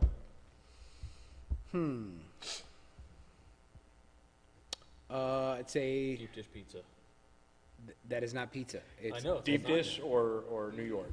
New Detroit. York, New York all the way. Okay. That's not a thing. That is something that can divide people. Yeah. So good. Yeah, I don't even remember what my answer was because Chicago deep dish pizza is a souffle. It's Okay. souffle. Fight me, I'll meet you outside. You can fight Me. too. I got your back. Cognitive biases, especially when it comes to groupthink and/or mirror imaging, especially looking at someone and judging them because you say, well, I would never do that because I would never do that, and you are doing that. Sure. You are less of a person. You are or an less. other. You are an other, and you are an other who is beneath me. So I'll bonus track that and say that one of mine. You can't. No, you won't, Son of a gun. because we're done. Anytime you say You're done. they do something You're done. different, then that's a divide. Yep. You're done. All right, ready? Fun one. OES is clandestine. Robert Johnson. I mean, so if you're a member of Internet Lodge 9569 or any other United Grand Lodge of England, then it is clandestine because it is. There's nothing I can do about it. So this is one of my favorite things to point out to those American brethren who like to talk shit about female craft masonry. So much for our rating system there. I mean, we've already taken the S word away or thrown that bomb, but Take swords for 200, Alex. you're done. No.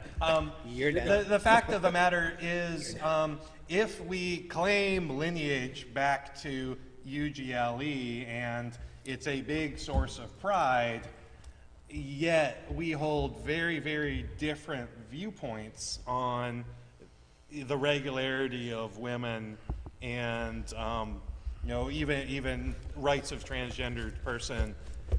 Like that to me showcases a disconnect in us picking and choosing our battles. I just have to say, like,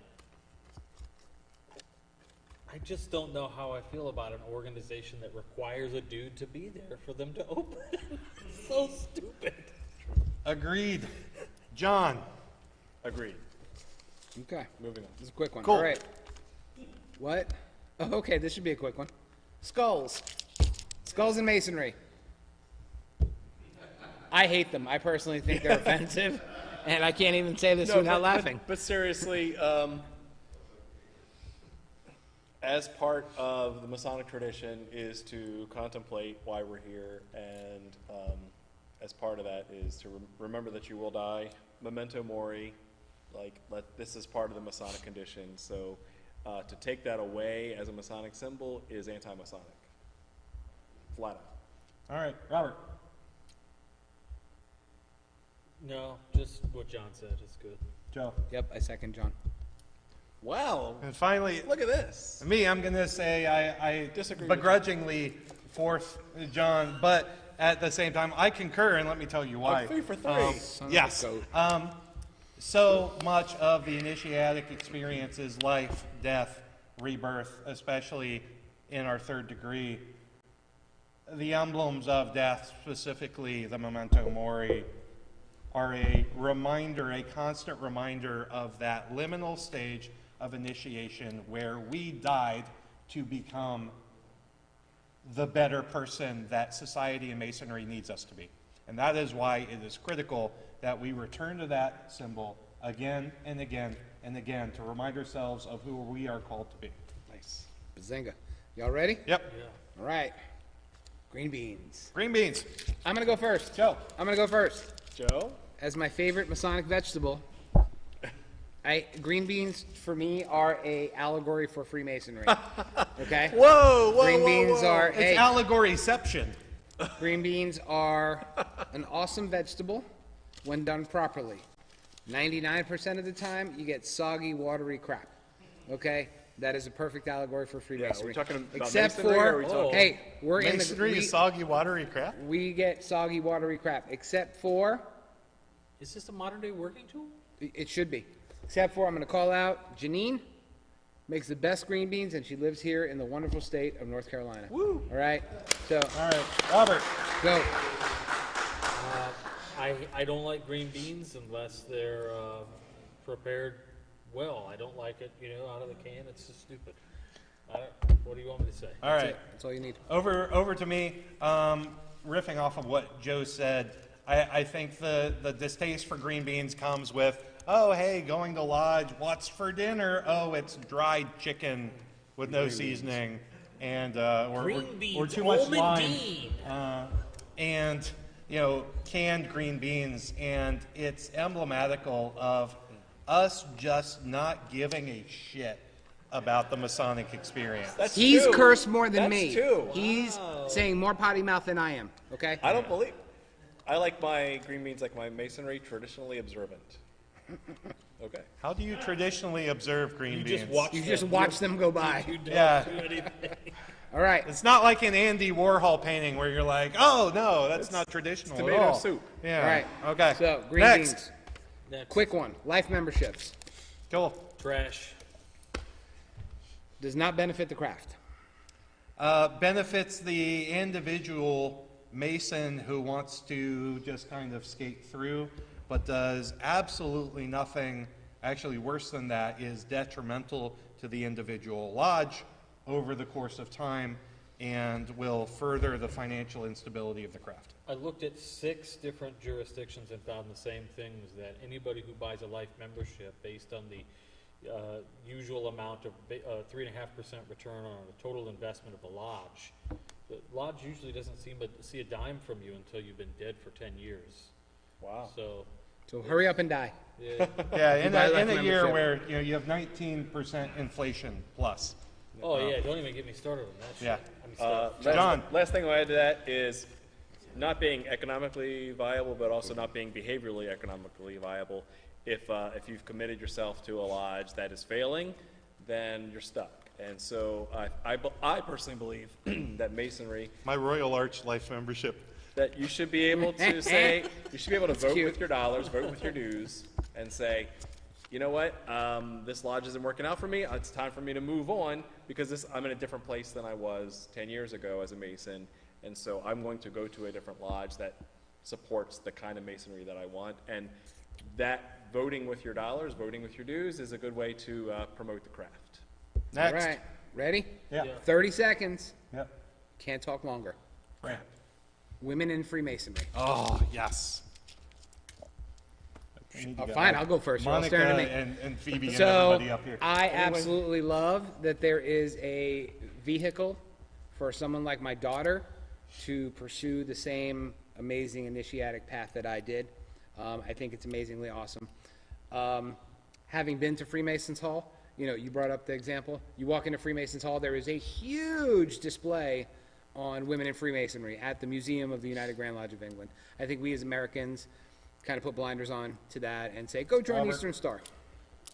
Yeah, I wouldn't care if we had ladies in mailcraft, you know, in my own lodge. Like, it doesn't make a difference to me.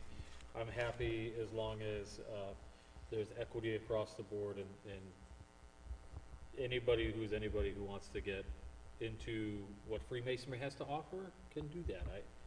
I would support that. Over to me. I am so thrilled to, live in a country where we have the ability for there to be male craft masonry, mixed men and women masonry, and female craft masonry. And that, to me, and the ability for men and women and non-binary individuals to choose, what kind of Masonic experience they have. I think that's a wonderful thing, and I think that should be celebrated, understanding that I am not at all calling for mixing of obediences. Fair enough. John? Just double down on what Jason said. As a father of 4 girls, I hope they have the kind of experience that I've had, because I've got a lot from Freemasonry, and I'm glad that there's lots of avenues to approach that. And so there's a lot of history with female craft masonry and mixed masonry and Prince Hall masonry, right? So there's no rush to unify them when there's a lot of art and appreciation for each of those. Yep. Aiding the distressed. John? Aiding the distressed. What are we here to do as not only just Masons, but as human beings, right? We're here to help others and become better people. And so charity is a byproduct of the craft. We've talked about that a lot on TMR. Charity is not what we do. It's an outcome of why we're Masons in the first place. And while it shouldn't be, my personal opinion, I don't think it should be the focus of the craft. Like, we shouldn't just go out and look for ways to be charitable because we're Masons, but we should be charitable every day because we live to the tenets of the fraternity. Joe? Yes, so with my time left, yeah, exactly like John said, it's a byproduct of hoping to be a better person, is that you just want to naturally and organically help those that are in need. And that's what makes you a good person. So, Adam Smith's invisible hand? Yes. Yes. Okay. I just like that my jurisdiction doesn't do it, but I love visiting other jurisdictions that have this charge to the lodge. Every person has Every human being. Every human being has a claim Claim to your upon kind offices. Claim upon your kind offices. Yeah. Do good to all. Oh, yeah. I don't know about more especially the faithful or anything like that, but I would just say, I like where it says, do good unto all. I think that's perfect. So I talk about this actually tomorrow. I'm just giving all of my I know. How many times is he going to plug You don't this? need to come It's tomorrow, like, don't worry. That's a good one. I'm going to plug my talk. 4,000 times. we look at We talked about the distressed experiences. widows and orphans, those are the lowest of the low and the people in the most dire situations, especially from like an Old Testament biblical perspective. If you look at like Elijah and or Elisha and the widow. And Masonry calls us to minister to those in their time of greatest need. And that, to me, is very fulfilling as a Mason. So come listen to his talk tomorrow, because he's done about 90% of it. Okay? So, all right, ready? Yeah. This is a quick one. York versus Scottish Rite. Ooh, Ooh. that's dangerous talk That's right there. an easy one. Ooh, then you go first. All right, Mr. Easy One. Go. If you live in the northern jurisdiction, you join York Rite. John. Fair enough. Albert Pike, symbolism for the win. Scottish Rite. Joe. York Rite. You get to finish the story of Hiram. You get to hear the rest. Hot take. Me. Hot take, Um, yeah. Neither. The Master Mason degree is that capstone of your respective Blue Lodge Masonic experience. You get to the Royal Arch degree and you're like, that was it? We've taken the test. Really? I'm punchy, We've bro. determined that's Okay. a lot. All right. Learn it. Is that all? I didn't ostracize you when I That's disagreed. I mean, every time. Never mind.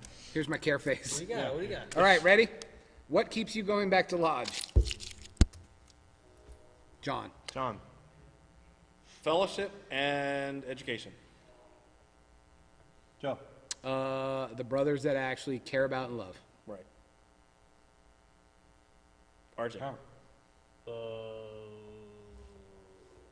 The obligation I took to be there because I'm a secretary. And then me. Guilt? Is that guilt? Yeah, maybe it's guilt. Maybe it's no, guilt. I mean, I said I would be there, so I'm gonna be there, right? Like that's. In the immortal words of Gavin Rossdale from Bush, the things we do for the people that we love. And it really comes down to me going to Lodge to be with the people I love. All right. All right. Savage. Quick one. Keeping new members interested. Jason. Like how? It just said keeping new members interested. Keeping them involved. That's the single biggest issue that I feel like we have with EAs not progressing further and fellowcrafts not progressing further. We give them this amazing degree and then we say, okay, we'll see you in 6 months. Or go join New Yeah, York Rag. learn a bunch of stuff. See, I said stuff, not shit. John. We gotta delete that. Yeah, I'll build on that and say give them a job to do, right? Find their strengths and let them apply that immediately to the lodge so they feel like Toilets need scrubbing, right? like a valued member of the lodge to whatever it is. And I've heard stories about, brothers who just love to meet new brothers and they're great, you're now our Walmart greeter of our lodge, and that's perfectly fine. So giving them a job to do and making it relevant to today's society. Joe. Giving them something more to do than just sit at the sidelines at their first meeting. Give them value for the money that they're paying. Let them read the minutes. Let them read the minutes. Robert. You got 3 left. Making them your new best friend. So Yeah. basically, really just going out of my way, because as my wife is constantly keeping me on track in terms of like, hey, you haven't talked to so and so in a while. I set up a date. We're gonna go over there, see the new place, and their kids just turned this thing. So you got to be a friend. Don't forget about your friends. And so she keeps my relationships going often, and that's just always a problem for me because I'm flighty. And I think that if we go out and I make a purposeful phone call to somebody, hey, let's meet for coffee. I'm gonna buy you a coffee and let's talk about the thing. Let's go over your catechism. I think that's really important. Keeps it's had good. 3 left. things Next. for me. 3 left. 3 left. Quick then one. we're done. Tech-enabled masonry. Yay or nay? What does that mean? Masonry with technology. Oh, like this? Like this. Like The $6 million Mason. yes. We can rebuild him. We have the technology. He knows all the ritual. So I guess another way to ask the It's question His is: floor give me work, the his middle perf chamber. work. Well, you got 30 seconds. so Is give there a something. limit to the amount of technology that it should be used for Freemasonry? Yes. And as long as it's with purpose and as long as it enhances the initiatic experience and promotes the fellowship of us here on Earth, why not? Like let's go as far as we can. Robert. If I told you that by midnight I could write a script for your Alexa that would allow it to read any lecture if you just ask it to and enable the skill, you'd be like, hey Siri, give me the middle chamber lecture. Will you just use that in Lodge? Is that the kind of technology you're talking about? As long as it promotes the Joe. fraternity. I would say, okay, so I'm going to be really pointed with this one.